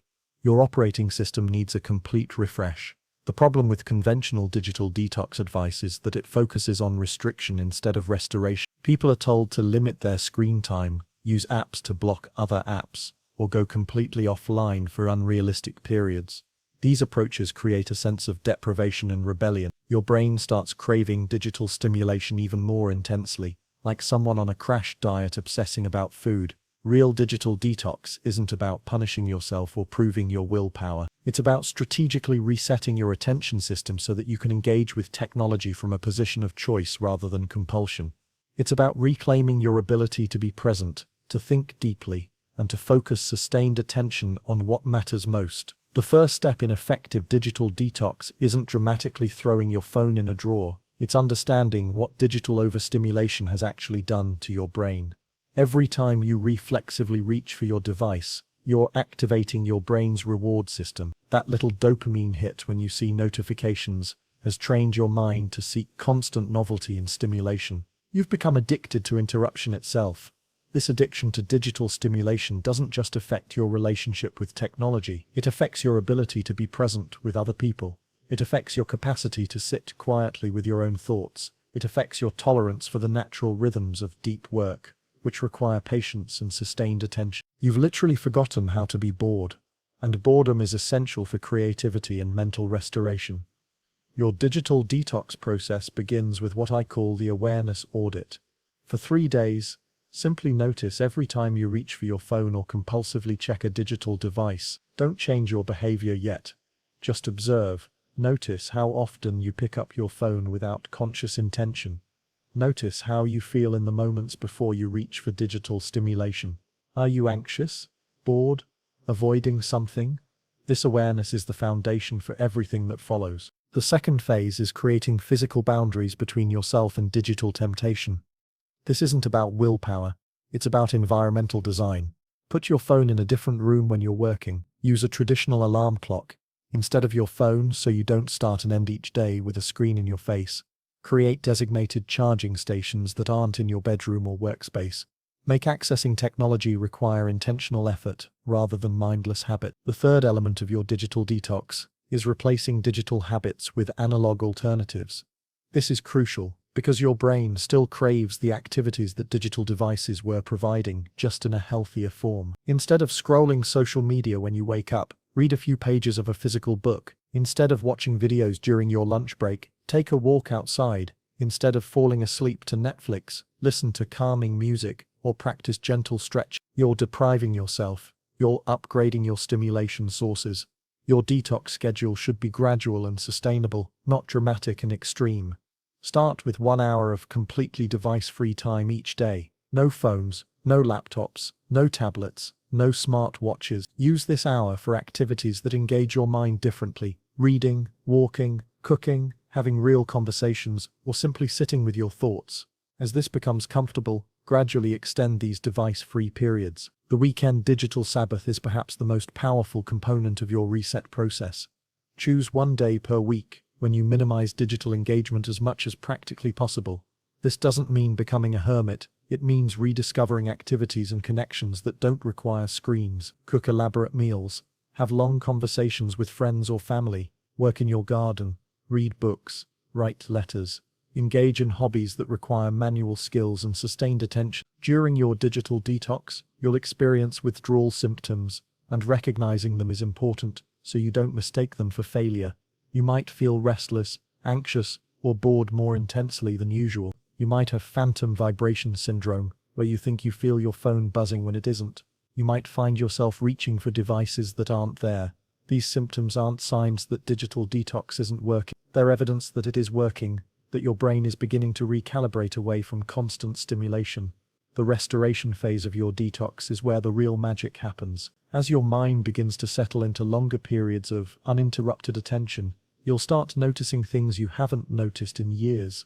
The quality of light during different times of day, the texture of conversations when no one is distracted by devices, the satisfaction of completing tasks without constant interruption, the pleasure of sustained reading or creative work. Your relationship with technology after a proper digital detox won't be about complete avoidance. It will be about conscious engagement. You'll use devices as tools to enhance your life, rather than as escape mechanisms from your life. You'll check email at designated times rather than compulsively throughout the day. You'll engage with social media intentionally rather than as a mindless time-filling activity. The key to maintaining your digital wellness long-term is creating what I call technology rituals. Just as you have rituals for beginning and ending your day, you need rituals for engaging with and disengaging from digital devices. Before picking up your phone, ask yourself what specific thing you're looking for. After using any device, take a moment to consciously transition back to the physical world. These micro-rituals prevent mindless digital consumption from creeping back into your life. Remember, the goal of digital detox isn't to become a technophobe or to return to some imagined simpler time. The goal is to reclaim your attention as your own, to remember what it feels like to think without interruption, to rediscover your capacity for sustained focus and deep presence, to engage with technology from a position of strength rather than compulsion. Your mind is not broken by digital overstimulation. It's simply overwhelmed and needs systematic restoration. Every moment you spend in intentional disconnection from digital noise is a moment invested in reconnecting with your natural capacity for sustained attention and meaningful engagement with the world around you. The extra project at work, the social gathering you don't want to attend, the favor for a friend that will consume your entire weekend, the committee position that sounds important but drains your energy. You say yes because you want to be helpful, because you don't want to disappoint people, because you've been conditioned to believe that busy equals important. But every yes to something that doesn't matter is a no to something that does. Every commitment that scatters your energy is a commitment that prevents you from focusing deeply on your priorities. You're drowning in obligations while wondering why you can't seem to make progress on the things that actually matter to you. The conventional wisdom about saying no focuses on time management and boundary setting. You're told to protect your schedule, to learn assertiveness skills, to prioritize your tasks better. This advice treats saying no as a defensive strategy, something you do to protect yourself from other people's demands. But the real power of saying no isn't defensive, it's creative. Every no creates space for a more meaningful yes. Every boundary you establish allows deeper focus on what remains.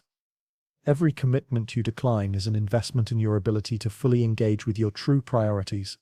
Think about focus like a spotlight. Most people try to illuminate everything at once, creating a weak, diffused light that barely illuminates anything clearly.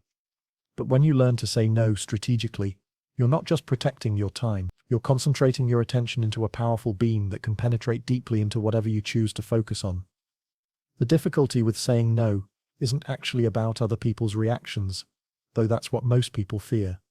The real difficulty is internal. Saying no forces you to confront what you actually value most. It requires you to choose between competing goods. It demands that you disappoint some people in order to fully serve others. This internal conflict is why most people would rather exhaust themselves saying yes to everything than face the clarity that comes with strategic refusal. Your inability to say no is often rooted in a deeper fear, the fear that if you're not constantly productive and available, you won't be valuable. You've internalized the message that your worth is tied to your usefulness to others. So you pile commitment upon commitment, believing that your packed schedule proves your importance, while your scattered attention ensures that nothing receives your best effort. The first step in learning to say no powerfully is understanding what you're actually saying yes to. Most people think about their commitments in terms of time. This meeting is 1 hour, this project will take 3 days, this volunteer position requires 5 hours per week. But focused individuals think about their commitments in terms of attention.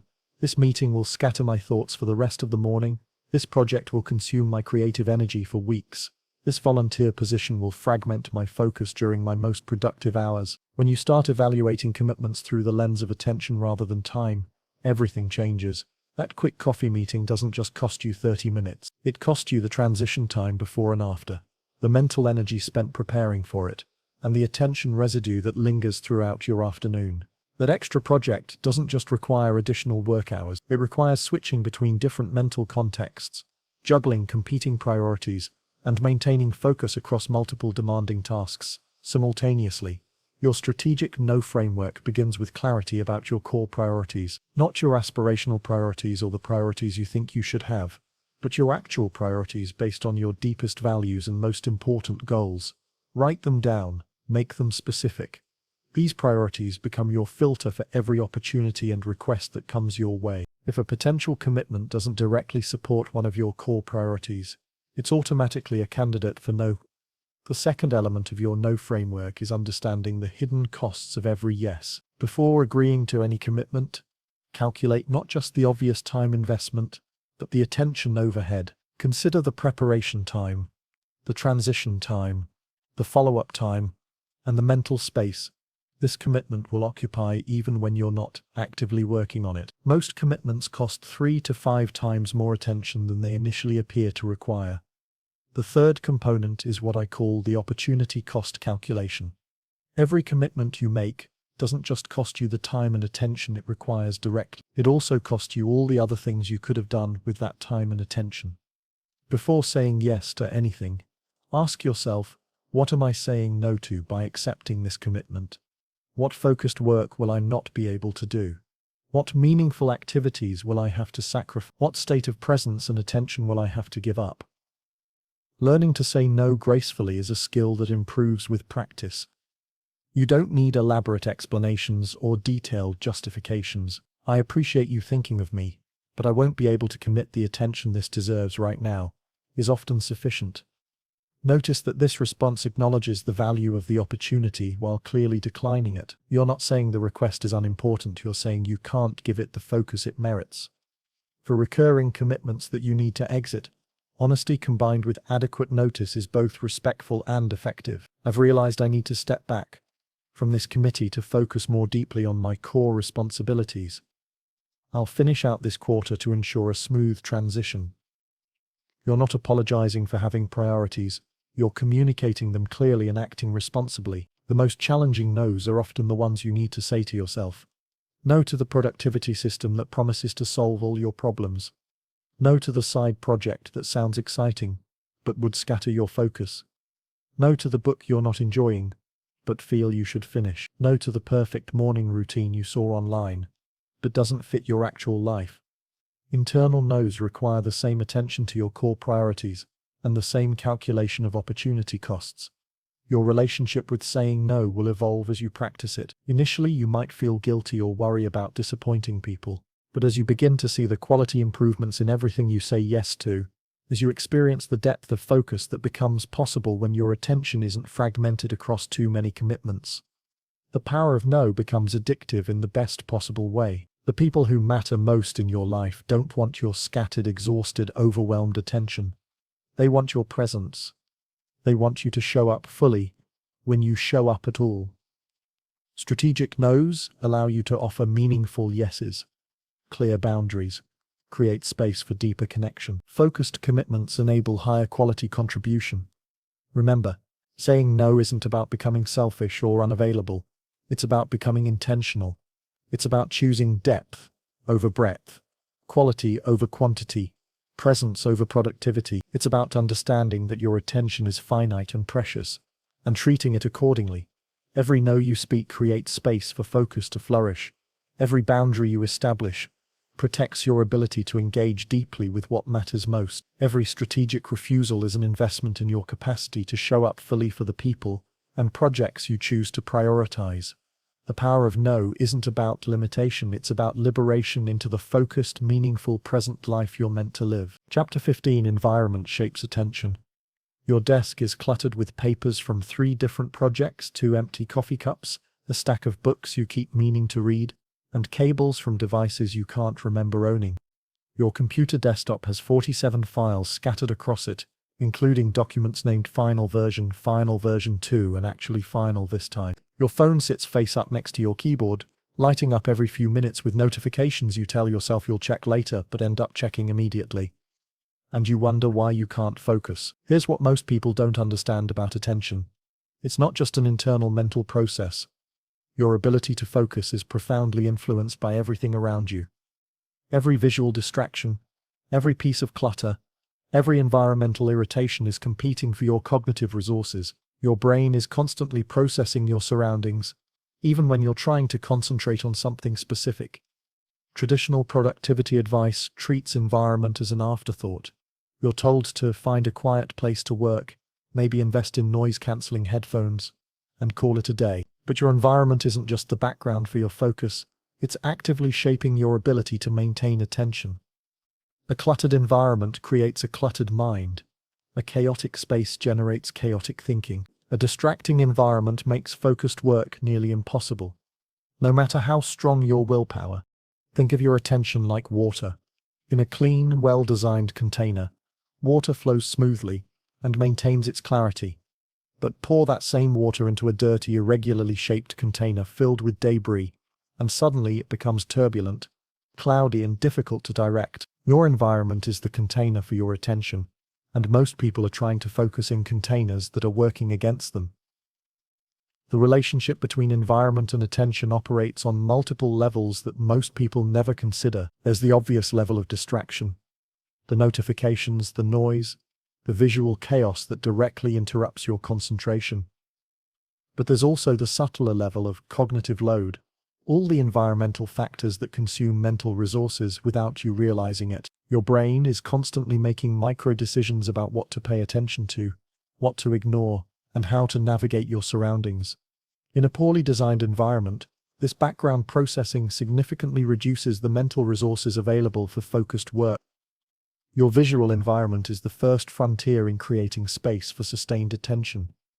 Visual clutter isn't just aesthetically unpleasant, it's cognitively expensive.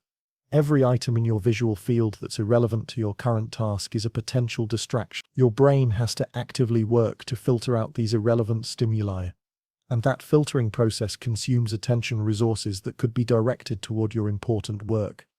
The solution isn't to work in a sterile, empty room. It's to create visual environments that support rather than compete with your focus.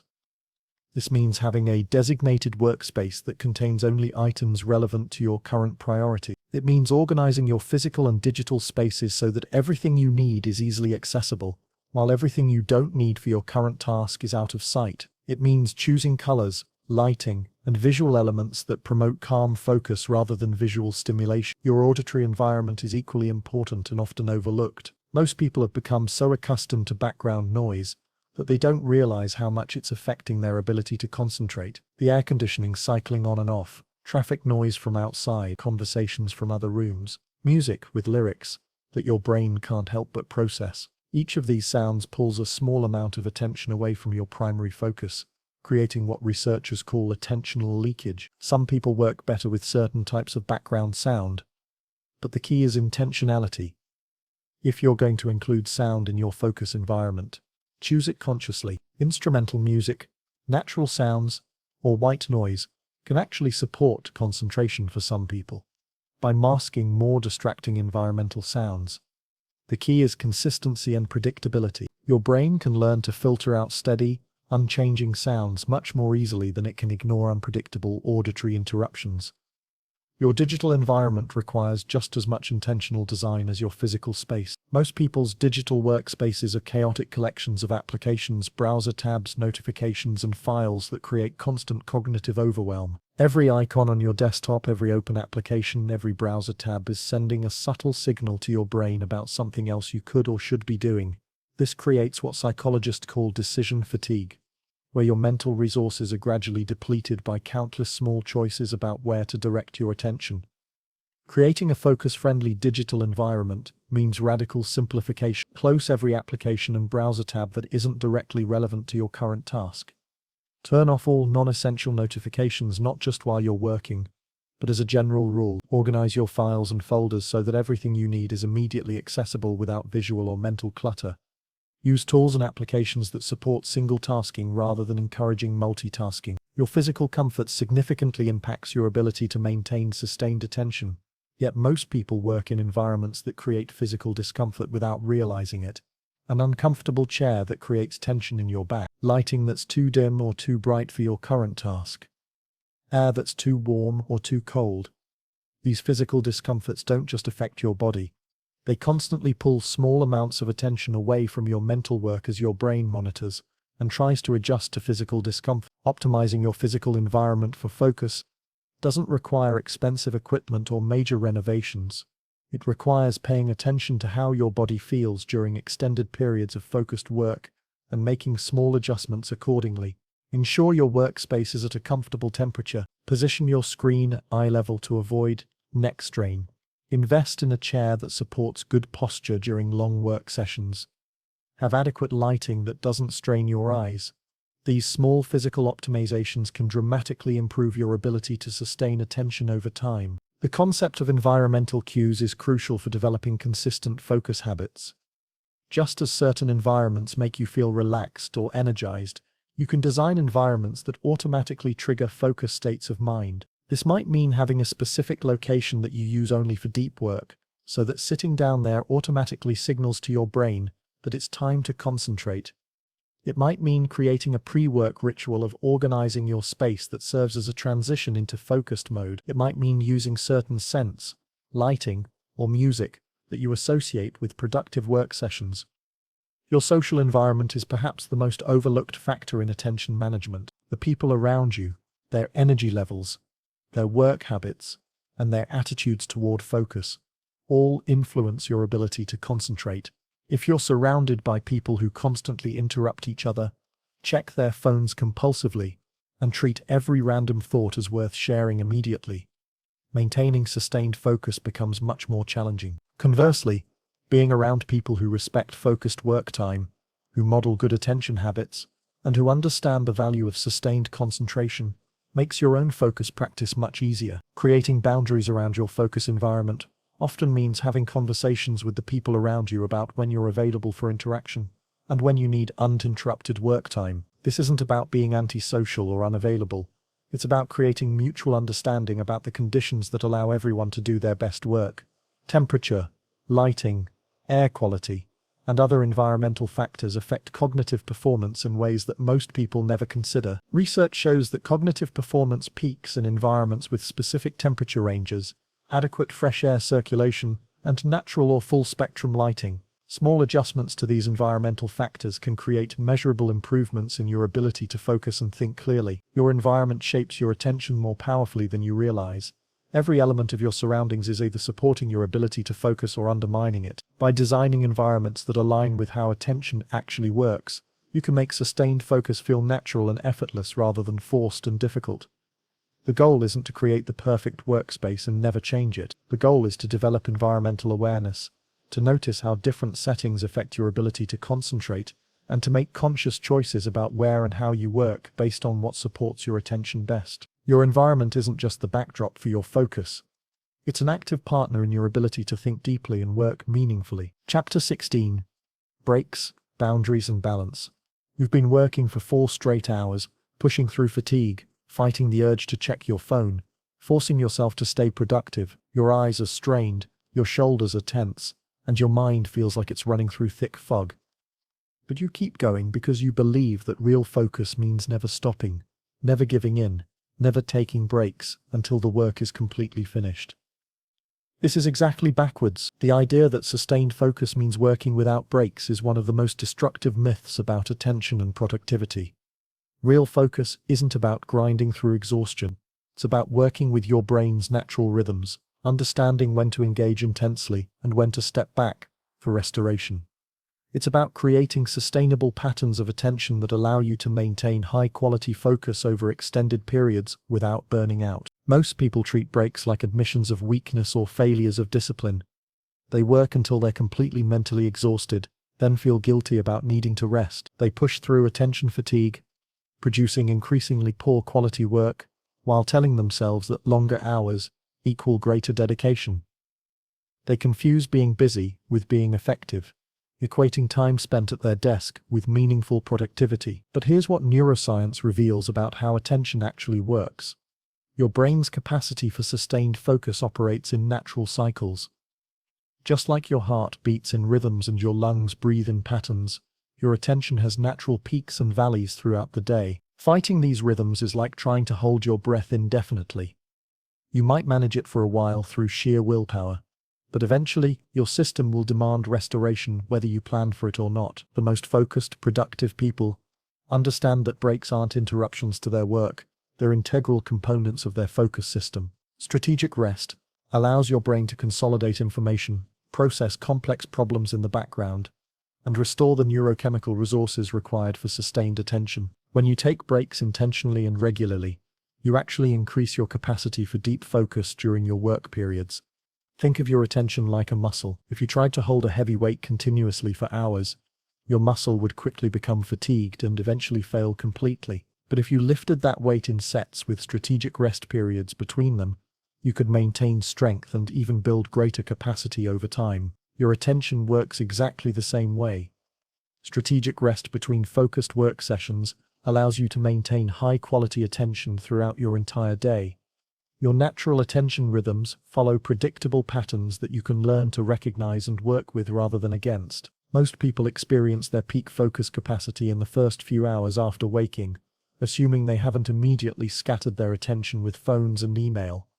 This focus capacity gradually declines throughout the morning, often hitting a natural low point in the early afternoon. Energy and attention typically rebound in the late afternoon before declining again toward evening. Understanding your personal attention rhythms allows you to schedule your most demanding cognitive work during your natural peak periods while using your lower energy times for routine tasks, planning, or restoration. Instead of fighting against your brain's natural patterns, you're collaborating with them to maximize both your focus capacity and your overall well-being. The 90-minute work cycle is one of the most powerful tools for sustainable focus. Research shows that most people can maintain high-quality attention for approximately 90 minutes before needing a meaningful break. This isn't a hard rule that applies to everyone equally, but it's a useful starting point for designing your own focus sessions. Work intensively for 90 minutes, then take a 15 to 20-minute break that genuinely restores your mental resources. During these restoration breaks, the activities you choose matter enormously. Checking social media, reading emails, or engaging with any screen-based content isn't actually restful for your brain. These activities require active information processing and often increase rather than decrease mental stimulation. True restorative breaks involve activities that allow your default mode network to activate. Walking outside, gentle stretching, looking out a window at natural scenery, having a casual conversation, or simply sitting quietly without any information input. Physical movement during breaks isn't just good for your body, it's essential for cognitive restoration. When you move your body, you increase blood flow to your brain, help process stress hormones that accumulate during focused work, and activate different neural networks than those used for concentrated mental tasks. Even 5 minutes of gentle movement can significantly restore your capacity for sustained attention. The boundary between work and rest is where most people sabotage their focus capacity. They take breaks while still mentally engaged with their work problems. They sit at their desk scrolling through their phone while thinking about their projects. They eat lunch while reading work-related articles. This isn't actually resting, it's just switching between different types of mental activity, while never giving your attention system the restoration it requires. True restorative breaks require mental disengagement from your work. This means consciously shifting your attention away from your current projects and allowing your mind to rest or engage with completely different stimuli. It means stepping away from your workspace, changing your physical environment, and giving yourself permission to not think about work for a few minutes. Your daily boundaries are just as important as your moment-to-moment break patterns. Having clear start and stop times for focused work creates containers that allow you to engage intensively when you're working and rest completely when you're not. Without these boundaries, work tends to expand to fill all available time and mental space, creating a constant, low-level state of semi-engagement that prevents both peak performance and genuine restoration. The evening shutdown ritual is perhaps the most crucial boundary for maintaining long-term focus capacity. This means having a specific time when you consciously transition from work mode to restoration mode. During this transition, review what you accomplished today, identify your priorities for tomorrow, then mentally and physically disconnect from work-related activities. This shutdown ritual allows your brain to begin processing the day's information and preparing for the restoration that happens during sleep. Sleep isn't just recovery time, it's when your brain consolidates the learning and problem-solving that happened during your focused work sessions. Adequate, high-quality sleep is essential for maintaining attention capacity, emotional regulation, and creative problem-solving ability. Yet, most people sacrifice sleep in the name of productivity, not realizing that sleep deprivation dramatically reduces the quality of their focused work during waking hours. Weekend and vacation boundaries serve a similar restorative function on a larger scale. Just as your brain needs breaks between work sessions and sleep between days, It also needs extended periods of restoration to maintain long-term focus capacity. True vacations from work where you genuinely disengage from professional responsibilities allow your brain to restore resources that get depleted during sustained periods of focused work. The guilt around taking breaks and maintaining boundaries often stems from a fundamental misunderstanding about the relationship between effort and results. More hours don't automatically equal better outcomes. Higher intensity doesn't necessarily produce higher quality work. Sometimes the most productive thing you can do is stop working and allow your brain to rest and restore. Balance isn't about perfect scheduling or dividing your time equally between different activities. Balance is about understanding that sustained focus requires cycles of engagement and restoration, intensity and ease, work and rest. It's about recognizing that breaks and boundaries aren't obstacles to productivity. They're the foundation that makes sustained productivity possible. When you honor your brain's natural need for restoration, something remarkable happens. Your work sessions become more intense and effective. Your thinking becomes clearer and more creative. Your energy becomes more sustainable over long periods. You discover that working with your natural rhythms rather than against them allows you to accomplish more meaningful work with less struggle and stress. The most successful focused individuals have learned this counterintuitive truth. The secret to working longer isn't eliminating breaks, it's optimizing them. The key to maintaining high-quality attention isn't pushing through fatigue. It's preventing fatigue through strategic restoration. The path to sustainable productivity isn't more hours, it's better rhythms. Your breaks, boundaries, and balance aren't luxuries you can afford once your work is finished. They're requirements for doing your best work in the first place. When you treat restoration as seriously as you treat productivity, you discover that they're not competing priorities. They're complementary elements of a system that allows you to show up fully, focus deeply, and contribute meaningfully over the long term. Chapter 17. How to recover after losing focus. It's 2:47 p.m. on a Wednesday, and your focus has completely evaporated. You started the day with clear intentions and strong concentration, but somehow, you've spent the last hour mindlessly scrolling through news articles, checking email for the fourth time, and reorganizing your desk instead of working on the important project that's due tomorrow. Your attention is scattered, your motivation has vanished, and you're sitting there wondering how you lost your way so completely. Sound familiar? This is the moment where most people give up on their day entirely. They tell themselves they'll start fresh tomorrow, maybe next week, possibly after the weekend.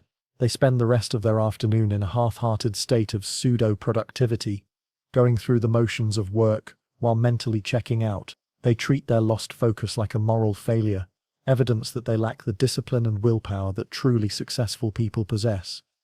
But here's what no one tells you about focus. Losing it doesn't mean you're broken, weak, or destined for distraction. Losing focus is a completely normal part of the human attention experience. Even the most focused individuals regularly experience moments when their concentration dissolves, their motivation disappears, and their mental clarity turns to fog. The difference between people who maintain focus consistently and people who struggle with scattered attention isn't that one group never loses focus.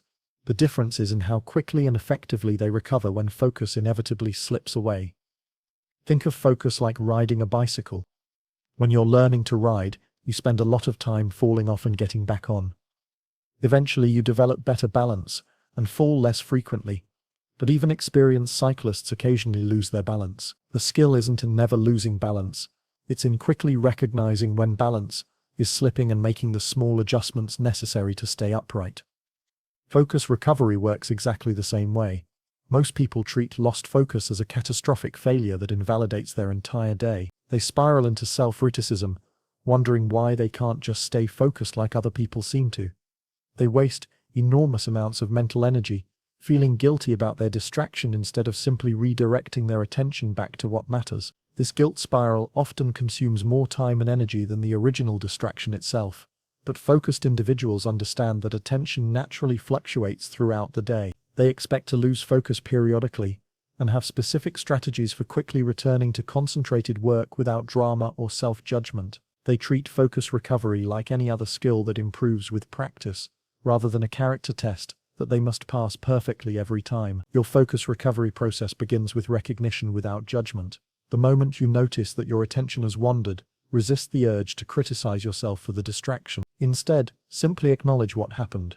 I notice I've been scrolling through my phone for the past 10 minutes instead of working on my presentation. This neutral observation creates space for conscious choice about what to do next, while self-criticism creates emotional turbulence that makes refocusing more difficult.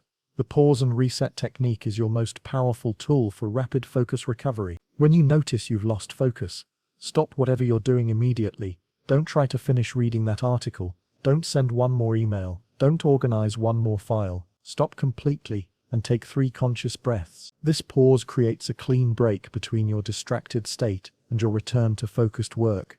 Without this pause, you often carry the mental residue of distraction into your attempted refocus. Physical movement accelerates the focus recovery process significantly. When your attention has been scattered, your body often reflects that mental state with tension, restlessness, or lethargy. Standing up, stretching, walking to another room, or doing a few jumping jacks helps reset both your physical and mental state. This movement doesn't need to be extensive or time-consuming. Even 30 seconds of intentional physical activity can help clear mental fog and restore alertness. The environmental reset is equally important for focus recovery. If you've been distracted in your current environment, that space now contains what psychologists call attentional cues that can trigger more distraction. Moving to a different location, even just a different chair or room, helps break the pattern of scattered attention. If you can't change your physical location, you can change your environmental configuration by clearing your workspace, adjusting your lighting, or removing the sources of your distraction. Reconnecting with your why is perhaps the most powerful focus recovery strategy, especially when you've lost motivation along with attention. Before attempting to resume work, spend a moment remembering why your current task matters to you. Not why you think it should matter, but why it actually does matter based on your values and goals. This reconnection with purpose provides the emotional fuel needed to re-engage with challenging or mundane work. The micro-commitment strategy makes refocusing feel manageable, rather than overwhelming. Instead of trying to immediately return to hours of sustained concentration, commit to just 5 minutes of focused work on your current task. Tell yourself you only need to focus for 5 minutes. Then you can reassess. This small commitment feels achievable, even when your motivation is low, and often you'll find that starting is the hardest part. Once you begin working, momentum naturally carries you forward. Understanding your personal distraction patterns helps you recover more quickly and prevent future attention drift. Most people have predictable times of day, emotional states, or environmental conditions that make distraction more likely. Maybe you lose focus every afternoon around 3 o'clock. Maybe you get distracted when you're feeling anxious about an upcoming deadline. Maybe certain websites or apps consistently pull you away from important work. Recognizing these patterns allows you to anticipate attention challenges and have recovery strategies ready. Your focus recovery toolkit should include several different strategies, because different types of distraction require different approaches. Mental fatigue responds well to rest and gentle movement. Emotional overwhelm might require a few minutes of deep breathing or journaling. Digital distraction often requires physical separation from devices. Boredom with your current task might need variety or a reminder of why the work matters. Having multiple recovery strategies available prevents you from getting stuck when one approach doesn't work immediately. The concept of attention momentum is crucial for understanding focus recovery. Just like physical momentum makes it easier to keep moving once you've started, attention momentum makes sustained focus easier once you've regained concentration. This means that your first few minutes back to focused work are the most critical. Protect these minutes carefully. Choose tasks that are engaging enough to capture your interest, but not so challenging that they feel overwhelming when your focus is still fragile. Progressive focus building helps you return to deep concentration gradually, rather than expecting immediate peak performance. Start with tasks that require moderate attention, then gradually increase the cognitive demand as your focus strengthens. This might mean beginning with organizing or planning activities before moving to creative or analytical work. Think of it like warming up before exercise. You're preparing your attention system for more demanding cognitive work. The learning mindset transforms focus recovery from a frustrating necessity into a valuable skill-building opportunity. Each time you successfully recover from lost focus, you're strengthening your ability to recognize distraction quickly and redirect attention effectively. You're building what researchers call metacognitive awareness, the ability to think about your own thinking processes. This awareness becomes increasingly sophisticated with practice, allowing you to catch attention drift earlier and recover more rapidly. Self-compassion during focus recovery isn't just emotionally healthy, it's strategically smart. Research shows that people who treat themselves kindly after mistakes recover more quickly and perform better subsequently than people who engage in harsh self-criticism. When you lose focus, treat yourself with the same patience and understanding you would offer a good friend in the same situation. This emotional approach creates the mental conditions that make refocusing easier and more sustainable. Remember that focus recovery is a skill that improves dramatically with practice. Your first attempts might feel clunky and time-consuming, but as you develop familiarity with the process, recovery becomes quicker and more automatic. Eventually, you'll be able to notice distraction and redirect attention almost seamlessly, the way an experienced driver automatically corrects course when they notice they're drifting out of their lane. The goal isn't to never lose focus again, that's neither realistic nor necessary. The goal is to become skilled at recognizing when focus slips and quickly, kindly, effectively returning attention to what matters most. This skill transforms lost focus from a daily frustration into a minor inconvenience that you handle with grace and efficiency. Every moment of lost focus is also a moment of opportunity. Opportunity to practice recovery. Opportunity to strengthen your attention skills. Opportunity to treat yourself with compassion. Opportunity to return to your important work with renewed clarity and purpose. Your focus isn't permanently broken when it wanders. It's simply waiting for you to call it back home. Chapter 18. Focus under pressure and stress. The deadline is tomorrow. Your phone is buzzing with urgent messages.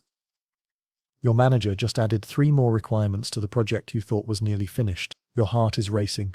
Your thoughts are scattered. And every time you try to concentrate on the work in front of you, your mind jumps to everything else that's going wrong, everything else you need to do, and everything else that could go catastrophically wrong. You need focus now more than ever, but stress has hijacked your attention system completely. This is where most focus advice falls apart. It's easy to concentrate when you're calm, rested, and working on something you enjoy in a peaceful environment. But real life doesn't offer these ideal conditions very often. Real focus skills are tested when the pressure is high, the stakes matter, and your stress response is flooding your system with chemicals designed to help you fight or flee, not think clearly and work systematically. The conventional wisdom about managing stress and maintaining focus treats them as separate issues. You're told to reduce stress in your life and then separately work on building better focus habits. But this approach misses the fundamental relationship between pressure and attention. Stress doesn't just make focus harder, it fundamentally changes how your attention system operates. And paradoxically, developing the ability to focus under pressure is one of the most effective ways to manage stress itself. Here's what happens in your brain when pressure builds and stress hormones start flowing. Your amygdala, the brain's alarm system, begins scanning for threats constantly. Your prefrontal cortex, responsible for sustained attention and complex reasoning, gets less resources as your brain shifts into survival mode. Your working memory becomes cluttered with worry thoughts. Your attention becomes hypervigilant, jumping from potential problem to potential problem instead of settling into sustained focus on your current task. This stress response evolved to help you survive immediate physical dangers, and it's remarkably effective for that purpose. When you're facing a charging predator, you don't want to think deeply or focus sustainedly. You want rapid threat assessment and immediate action. But when you're facing a work deadline, a difficult conversation, or a complex project, this same stress response becomes counterproductive. It scatters your attention exactly when you need to concentrate it most. Most people try to fight their stress response directly, telling themselves to calm down, relax, and stop worrying. But this approach rarely works because you're essentially asking your brain to ignore what it perceives as a legitimate threat. Instead of fighting your stress response, you need to work with it intelligently, channeling the energy it provides while preventing it from overwhelming your capacity for sustained attention. The reframing technique is your first tool for maintaining focus under pressure. Instead of viewing stress as an obstacle to good performance, recognize it as energy that can be directed toward your goals. The physiological arousal you feel when facing pressure, increased heart rate, heightened alertness, enhanced energy, is actually very similar to the arousal you experience during exciting, engaging activities. The difference is often in how you interpret these sensations. When you feel pressure building, instead of telling yourself "I'm too stressed to focus," Try reframing the experience. I'm energized and alert, which means I have the resources I need to handle this challenge. This isn't positive thinking or denial. It's recognizing that the same physiological state can support either panic or peak performance, depending on how you direct it. Your breathing becomes your most reliable tool for maintaining cognitive control under pressure. When stress begins to overwhelm your system, your breathing typically becomes shallow and rapid, which actually increases anxiety and makes clear thinking more difficult. But conscious, controlled breathing can quickly shift your nervous system from fight or flight mode back toward a state that supports sustained attention. The technique is simple but requires practice to use effectively under pressure. Take 4 seconds to inhale slowly through your nose. Hold for 4 seconds, then exhale slowly through your mouth for 6 seconds. Repeat this pattern 3 to 5 times whenever you notice stress beginning to scatter your attention. This isn't just a calming exercise, it's a way to give your prefrontal cortex the resources it needs to maintain focus even when your amygdala is activated. Narrowing your focus is counterintuitive but essential when pressure builds. Most people respond to stress by trying to think about everything at once. All their problems, all their responsibilities, all the things that could go wrong. This broad focus amplifies anxiety and makes effective action nearly impossible. Instead, deliberately narrow your attention to the single most important action you can take right now. This might mean focusing on one paragraph of the report you need to write instead of the entire document. It might mean concentrating on the current conversation you need to have, instead of all the difficult conversations you're avoiding. It might mean directing attention to the next physical action you need to take instead of the overwhelming project it's part of. This narrowing doesn't ignore your larger challenges. It creates a manageable point of focus that allows you to make progress despite the pressure. The pressure inoculation technique builds your capacity to maintain focus under increasingly challenging conditions. Start by practicing focused work during low-stress situations. Then gradually introduce mild stressors, while maintaining your attention on the task at hand. This might mean practicing concentrated work with soft background noise, then with more distracting sound. It might mean doing focused tasks when you're slightly tired, then when you're more fatigued. This gradual exposure to stress, while maintaining focus, trains your attention system to remain stable even when conditions become more challenging. Like a muscle that grows stronger under progressive resistance, your ability to focus under pressure improves when you regularly practice in mildly stressful conditions rather than only when everything is perfect. Your relationship with perfectionism significantly affects your ability to focus under pressure. When stakes are high, perfectionistic thinking often becomes more intense, creating additional pressure that fragments attention. You spend mental energy worrying about making mistakes instead of directing attention toward doing good work. You hesitate to begin tasks because you're afraid you won't do them perfectly, which creates time pressure that makes focused work even more difficult. Under pressure, good enough is often genuinely good enough.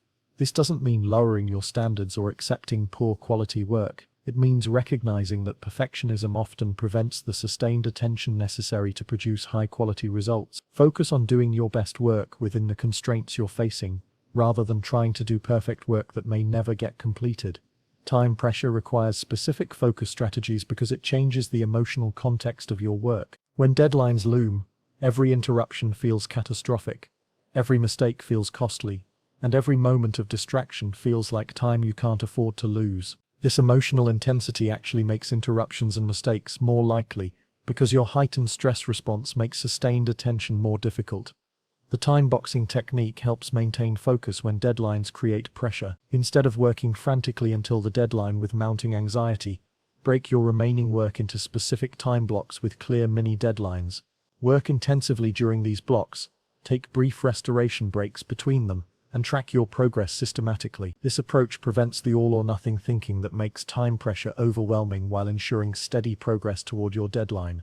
Social pressure adds another layer of complexity to maintaining focus under stress. When other people are counting on your work, when your performance will be evaluated publicly, or when your results will affect others, the emotional stakes of your focus become much higher. This social pressure can either motivate peak performance or create paralyzing anxiety, depending on how you manage it. The key to handling social pressure is shifting your focus from outcomes you can't control to processes you can control. Instead of focusing on whether people will like your presentation, focus on preparing thoroughly and speaking clearly. Instead of worrying about whether your project will be successful, concentrate on doing high-quality work systematically. This process focus reduces anxiety while directing attention toward actions that actually improve your results. Crisis focus is a specific skill for maintaining attention when everything seems to be falling apart simultaneously. During genuine crises, your normal focus strategies may feel inadequate because the situation demands rapid responses to multiple urgent problems. In these moments, the ability to triage your attention becomes crucial. You need to quickly identify what requires immediate focus, what can wait, and what you need to ignore completely until the crisis passes. The first step in crisis focus is accepting that you cannot pay adequate attention to everything that seems urgent. This acceptance allows you to make conscious choices about where to direct your limited attention resources instead of letting crisis pressure scatter your focus across too many problems simultaneously. Choose the most critical issue, focus on it completely until it's resolved or stabilized. Then move to the next priority. Remember that your ability to focus under pressure is not a fixed trait. It's a skill that develops through practice and improves over time. Each challenging situation you navigate while maintaining focus builds your capacity to handle future pressure more effectively. Each time you successfully direct attention toward productive action despite stress, you're training your brain to associate pressure with focused performance rather than scattered panic. The goal isn't to eliminate pressure and stress from your life. That's neither possible nor desirable, since some pressure actually enhances performance and motivation. The goal is to develop the skills to maintain clear thinking and sustained attention even when conditions become challenging. When you can focus under pressure, you transform stress from an obstacle into a source of energy for accomplishing your most important work. Chapter 19. Mastering the Long Game of Attention. You've been working on this project for 8 months.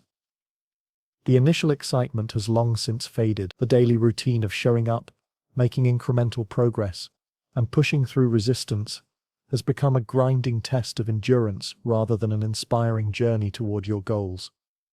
Some days you can barely remember why this work mattered to you in the first place. This is where most people abandon their most meaningful pursuits. Not in a dramatic moment of failure, but in the quiet erosion of daily motivation. They start strong, maintain focus for weeks, or even months, then gradually lose steam as the novelty wears off, and the work becomes routine. They mistake this natural decrease in emotional intensity for a sign that they're on the wrong path, or that they lack the persistence required for significant achievement. But here's what separates people who accomplish meaningful long-term goals from those who constantly restart new projects. They understand that sustained focus isn't about maintaining peak motivation indefinitely. It's about developing systems and mindsets that allow consistent progress even when motivation fluctuates wildly. The myth of constant motivation is one of the most damaging beliefs about long-term achievement. Social media and success stories create the impression that focused people wake up every day burning with passion for their work, that they never struggle with doubt or boredom, that their attention naturally gravitates toward their important projects. This simply isn't true. Even the most accomplished individuals experience periods of low motivation, creative blocks, and existential questioning about their chosen pursuits. Real long-term focus isn't driven by constant emotional highs. It's built on what researchers call process commitment, the ability to show up and engage with your work regardless of how you feel about it on any particular day. It's the difference between being a fair-weather athlete who only exercises when they feel motivated and a professional athlete who trains consistently regardless of their emotional state. Your relationship with boredom determines your capacity for long-term focused achievement more than almost any other factor. Most people flee from boredom as quickly as possible, interpreting it as a sign that they should switch activities, seek stimulation, or question their current path. But boredom is actually a natural and necessary stage in any sustained creative or intellectual endeavor. It's the space between initial excitement and deep mastery where most meaningful work actually happens. Learning to work productively while bored is perhaps the most underrated skill for long-term achievement. This doesn't mean suffering through mindless drudgery, but rather developing the capacity to find engagement and meaning in work even when it doesn't provide constant novelty or emotional intensity. It means trusting the process of gradual improvement even when day-to-day progress feels invisible. The motivation wave pattern is crucial for understanding long-term focus.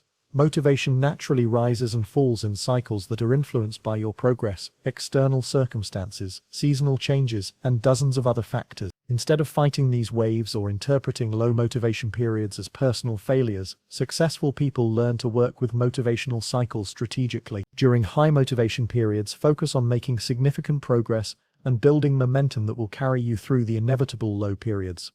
During low motivation periods, focus on maintenance and consistency rather than breakthrough achievement. The key is never stopping completely, even when your enthusiasm is minimal. Small, consistent actions during low motivation periods often matter more for long-term success than heroic efforts during peak enthusiasm. Your vision needs to evolve without losing its core purpose. When we begin any long-term pursuit, your understanding of what you're trying to accomplish is necessarily limited and idealistic. As you gain experience and knowledge, your vision will become more nuanced, more realistic, and often more challenging than you initially expected. Many people interpret this evolution as evidence that their original vision was wrong, or that they should abandon their pursuit entirely. But vision evolution is actually a sign of growth and deepening understanding. The key is distinguishing between core purpose, which should remain relatively stable, and specific methods or outcomes, which should adapt as you learn more. Your fundamental reason for pursuing this work, the values it expresses, the contribution it makes, the person it helps you become, can remain constant even as your specific goals and strategies evolve significantly. Building identity around the process, rather than outcomes, creates more sustainable long-term motivation.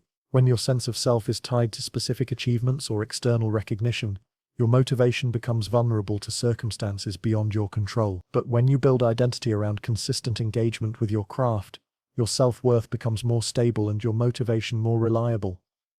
Instead of thinking I am someone who wants to write a novel, think, I am a writer who writes regularly. Instead of I am someone who hopes to get promoted, think, I am a professional who consistently develops my skills and contributes value. This identity shift makes daily engagement with your work feel like an expression of who you are, rather than a means to prove who you might become. The compound effect of sustained attention is why long-term focus matters so profoundly for achievement. Just as compound interest creates exponential financial growth over time, sustained attention to any area creates exponential improvements in skill, understanding, and result. But this compound effect is only visible in retrospect, and only occurs when attention is sustained long enough for the compounding to become significant. Most people dramatically underestimate the time required for compound effects to become apparent, leading them to abandon pursuits just before the exponential growth would have become visible. They focus intensively for weeks or months, see linear rather than exponential progress, and conclude that their approach isn't working. But compound effects in skill development, relationship building, and creative work typically require years of sustained attention before they produce dramatic results. Your relationship with failure and setbacks determines whether temporary challenges derail your long-term focus or strengthen your resilience. Every extended pursuit involves periods of poor performance, external obstacles, and internal doubt. People who maintain focus over years develop a different relationship with these inevitable challenges than people who abandon their pursuits at the first sign of difficulty. Instead of interpreting setbacks as evidence that you lack talent or that your goals are unrealistic, view them as information about what needs adjustment in your approach. Instead of seeing failure as a reason to quit, treat it as tuition paid for valuable lessons about your craft. This reframing doesn't eliminate the disappointment of setbacks, but it prevents them from destroying your commitment to continued engagement. The plateau navigation skill is essential for long-term focus, because every area of growth involves extended periods where improvement feels stagnant. These plateaus often occur just before significant breakthroughs, but they feel like evidence that you've reached your limits. Many people abandon their pursuits during plateau periods, not realizing that plateaus are where deep learning and skill consolidation actually occur. During plateaus, focus on consistency and refinement rather than dramatic progress. Use these periods to strengthen fundamentals, experiment with variations in your approach, and build the patience required for long-term mastery. Remember that plateaus are temporary stages in skill development, not permanent ceilings on your potential. Creating systems that support long-term focus is more important than relying on personal discipline or motivation. Systems include your daily routines, your workspace organization, your progress tracking methods, and your support networks. These systems should make focused engagement with your work easier during high motivation periods and possible during low motivation periods. Your system should also include regular review and adjustment processes. Every few months, evaluate what's working well in your races, what needs modification, and what obstacles are preventing more consistent progress. This systematic reflection prevents you from getting stuck in ineffective patterns while maintaining overall direction toward your long-term goals. The long game of attention isn't about perfection or constant progress. It's about persistence, adaptation, and the willingness to continue engaging with meaningful work even when the emotional rewards are delayed or invisible. It's about trusting that sustained attention to important work creates value and growth that may not be apparent day to day, but becomes undeniable over years. When you commit to the long game of attention, you join a small group of people who understand that most meaningful achievement requires years of sustained focus.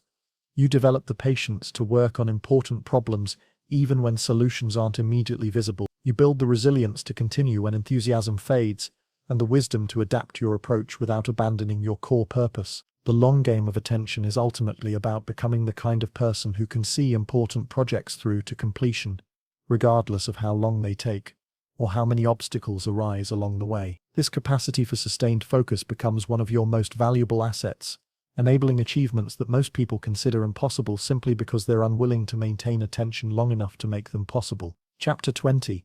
This is who you become when you stay focused. 3 years ago, you couldn't concentrate on anything for more than 20 minutes without reaching for your phone, checking email, or finding some other way to escape the discomfort of sustained mental effort. Your days felt scattered and reactive. Your important projects remained permanently unfinished. You went to bed each night with the nagging feeling that you had been busy all day but had accomplished nothing truly meaningful. Now, you sit down to work and naturally settle into hours of deep concentration. Your mind doesn't race frantically between different concerns. You don't feel the constant urge to seek distraction or stimulation. When interruptions occur, you handle them gracefully and return to focused work without losing momentum. Your projects advance steadily toward completion. Your work has a depth and quality that surprises even you. This transformation isn't the result of superhuman discipline or some mystical concentration ability you were born with.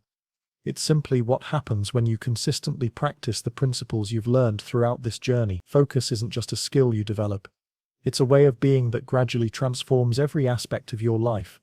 The person you become when you stay focused is fundamentally different from who you were when your attention was scattered. This isn't just about productivity or achievement, though both improve dramatically. It's about developing a different relationship with your own mind, a different quality of presence in your relationships, and a different capacity for engaging meaningfully with challenges and opportunities. The transformation of discomfort. Your relationship with discomfort changes completely. The person you were before focused training would avoid challenging tasks, difficult conversations, and uncomfortable emotions by seeking distraction or stimulation. But focused attention teaches you to stay present with discomfort without immediately trying to escape it. You learn that most discomfort is temporary and manageable when you don't compound it with resistance and avoidance. This increased tolerance for discomfort affects every area of your life. You can have difficult conversations without shutting down or becoming defensive. You can work on challenging projects without procrastinating or giving up at the first obstacle. You can sit with difficult emotions without immediately reaching for your phone, food, or other numbing mechanisms. You become someone who moves toward challenges rather than away from them. Clarity in decision-making. Your decision-making becomes clearer and more decisive. When your attention was scattered, decision-making felt overwhelming, because your mind would jump between different options, concerns, and possible outcomes without ever settling long enough to think any option through completely. You would agonize over small decisions while avoiding big ones, creating a constant state of low-level anxiety about all the choices you weren't making. But sustained focus develops what psychologists call cognitive closure, the ability to gather relevant information, consider options thoughtfully, and make decisions without endless rumination. You learn to distinguish between decisions that deserve significant mental energy and those that don't. You become comfortable making imperfect decisions with incomplete information because you trust your ability to adjust course as needed. The gift of presence in relationships. Your relationships deepen significantly because you develop the capacity for genuine presence. Most people, even when physically present with others, are mentally elsewhere, thinking about work, checking their devices, or planning what they'll say next, instead of listening to what's being said now. But focused attention trains you to be fully present in conversations and interactions. This presence is immediately noticeable to others and transforms the quality of your relationships. People feel heard and valued when they're with you, because you're actually listening instead of waiting for your turn to talk. Your conversations go deeper because you're not constantly distracted by internal mental chatter. You become someone others seek out for meaningful discussion because they know you'll give them your full attention. Emotional mastery through awareness. Your emotional regulation improves dramatically as a natural consequence of attention training. When your attention was scattered, emotions would hijack your focus completely. Anger would consume your mental energy for hours. Anxiety would spiral into catastrophic thinking. Sadness would trap you in rumination cycles that made the emotion more intense and persistent. But sustained attention practice teaches you to observe emotions without being overwhelmed by them. You learn to notice emotional states arising, acknowledge them without judgment, and choose consciously how to respond rather than reacting automatically. This doesn't mean you become emotionally numb or detached. If anything, your emotions become more vivid and meaningful because you're fully present with them instead of trying to escape or suppress them. The creative renaissance. Your creativity expands exponentially because focused attention creates the mental conditions where creative insights naturally occur. Creativity isn't actually about inspiration or talent, as much as it's about the ability to sustain attention long enough for your mind to make novel connections between different ideas, experiences, and possibilities. When your attention was fragmented, your mind never settled long enough for these creative connections to form. But sustained focus allows you to dive deeply into problems, explore different angles thoroughly, and remain present with uncertainty long enough for creative solutions to emerge. You become someone who generates original ideas regularly because you've developed the patience to think thoughts all the way through to their creative conclusions. Reclaiming your personal power. Your sense of agency and personal power increases substantially. When your attention was scattered, you felt like a victim of circumstances, constantly reacting to whatever demanded your attention most urgently. You felt overwhelmed by your responsibilities and underwhelmed by your ability to handle them effectively. Your life felt like something that was happening to you, rather than something you were actively creating. But learning to direct your attention consciously teaches you that you have far more control over your experience than you realized. You discover that you can choose what to focus on, how long to focus on it, and how to respond to whatever you discover through sustained attention. This sense of agency extends beyond work and productivity into every area of your life. You become someone who shapes circumstances rather than someone who is shaped by them. A new relationship with time. Your relationship with time transforms completely. When your attention was fragmented, time felt scarce and anxiety-provoking. There was never enough time to do everything that seemed urgent, yet you would waste hours on meaningless activities while important work remained undone. Time felt like something that was happening to you, rather than something you could work with skillfully. But focused attention creates a different experience of time. When you're deeply engaged in meaningful work, time becomes expansive rather than pressured. Hours can pass without you noticing. Not because you're escaping from time, but because you're so fully present that you're not constantly monitoring its passage. You develop what researchers call temporal autonomy, the ability to engage with time as an ally rather than an enemy. Elevated standards and selective attention. Your standards for how you spend your mental energy become much higher. The person you were before, focused training would engage with whatever captured your attention, regardless of whether it was important, meaningful, or aligned with your values. You would spend mental energy on gossip, drama, trivial problems, and other people's emergencies without considering whether this was the best use of your most valuable resource. But sustained attention practice teaches you that your mental energy is precious and finite. You become selective about what deserves your focus and protective of your attention from demands that don't merit it. This isn't selfishness, it's stewardship of your capacity to contribute meaningfully to the world. You become someone who invests attention wisely rather than spending it carelessly. The natural gravitation toward depth.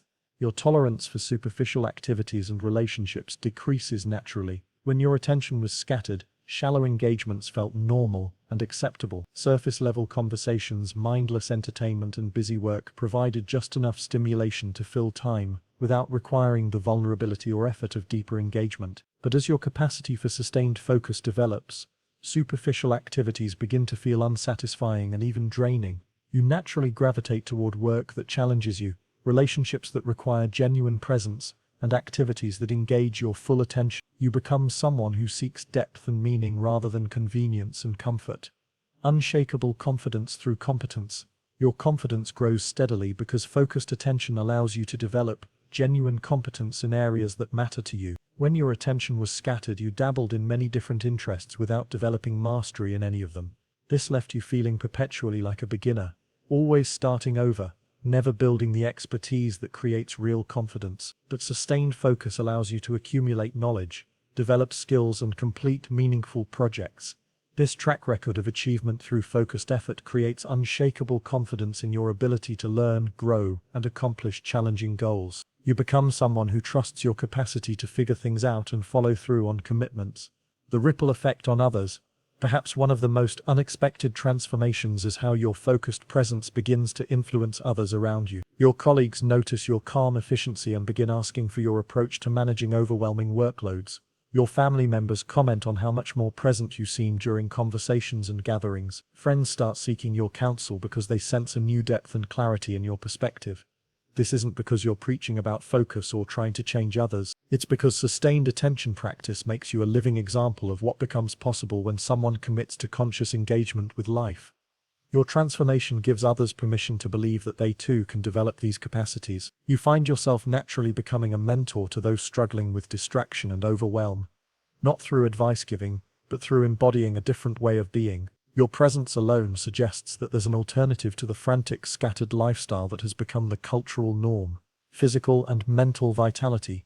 Your physical health improves as a natural byproduct of mental focus. When your attention was scattered, you made decisions about food, exercise, and rest reactively, often choosing what felt good in the moment, rather than what served your long-term well-being.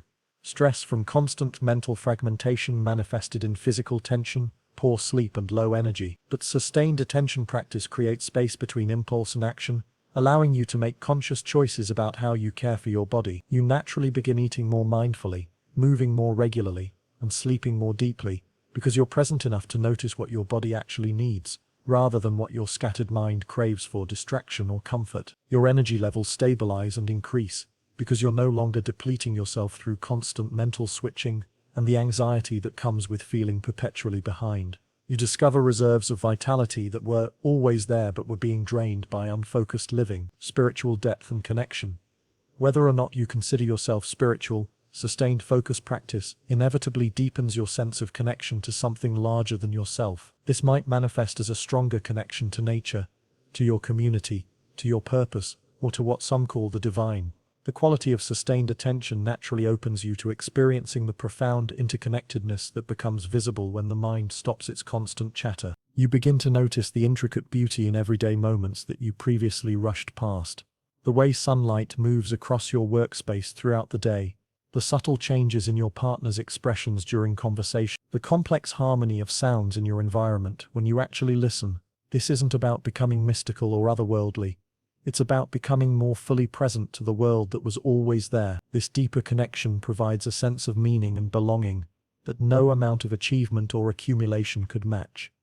You understand viscerally that you are part of a larger whole, and this understanding infuses even mundane activities with significance. Living from your center. Most importantly, you become someone who lives from your center rather than your circumstances. The scattered person you used to be was constantly thrown off balance by external events, other people's moods, unexpected challenges, and changing conditions. Your emotional state, energy level, and sense of self-worth fluctuated wildly based on what was happening around you.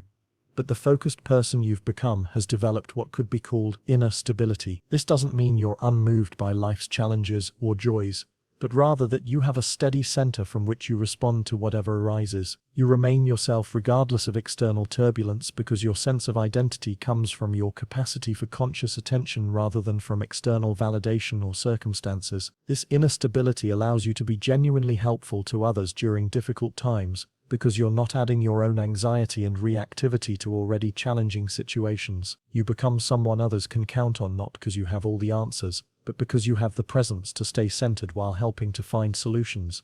The ongoing journey. This transformation doesn't happen overnight, and it's not a destination you arrive at once and maintain forever. Developing sustained focus is an ongoing practice that deepens and evolves throughout your life. There will be periods when old patterns of distraction resurface, when life circumstances challenge your capacity for sustained attention, when you need to recommit to the practices that support focused living. But every moment you choose to direct your attention consciously rather than letting it be hijacked by distraction is a moment you're becoming the person who lives with focus, presence, and intention. Each time you notice your mind wandering and gently return to your chosen focus, you're strengthening the neural pathways that support conscious attention. Every instance of choosing depth over stimulation, presence over distraction, is building the life you actually want to live. The most remarkable thing about this transformation is how natural it feels once you've developed these capacities. The person you become when you stay focused doesn't feel like you're constantly exercising discipline or fighting against your nature. It feels like you're finally expressing your true nature, the person you were always capable of being. You realize that the scattered, distracted version of yourself was actually the artificial state, a learned response to a culture that profits from fractured attention. The focused, present, intentional person you've become is who you naturally are when you're not being pulled away from yourself by the demands of a distracted world. This is perhaps the greatest gift of sustained focus practice, not just the ability to concentrate on tasks or achieve goals, but the return to your authentic self. The person who can sit quietly without needing stimulation. The person who can listen deeply without planning what to say next. The person who can work steadily without constantly seeking validation or distraction. The person who can be present with both joy and sorrow without trying to maximize one or escape the other. This is who you become when you stay focused. Not a different person, but yourself. Finally, fully, authentically yourself. And from this place of centered authenticity, everything else becomes possible.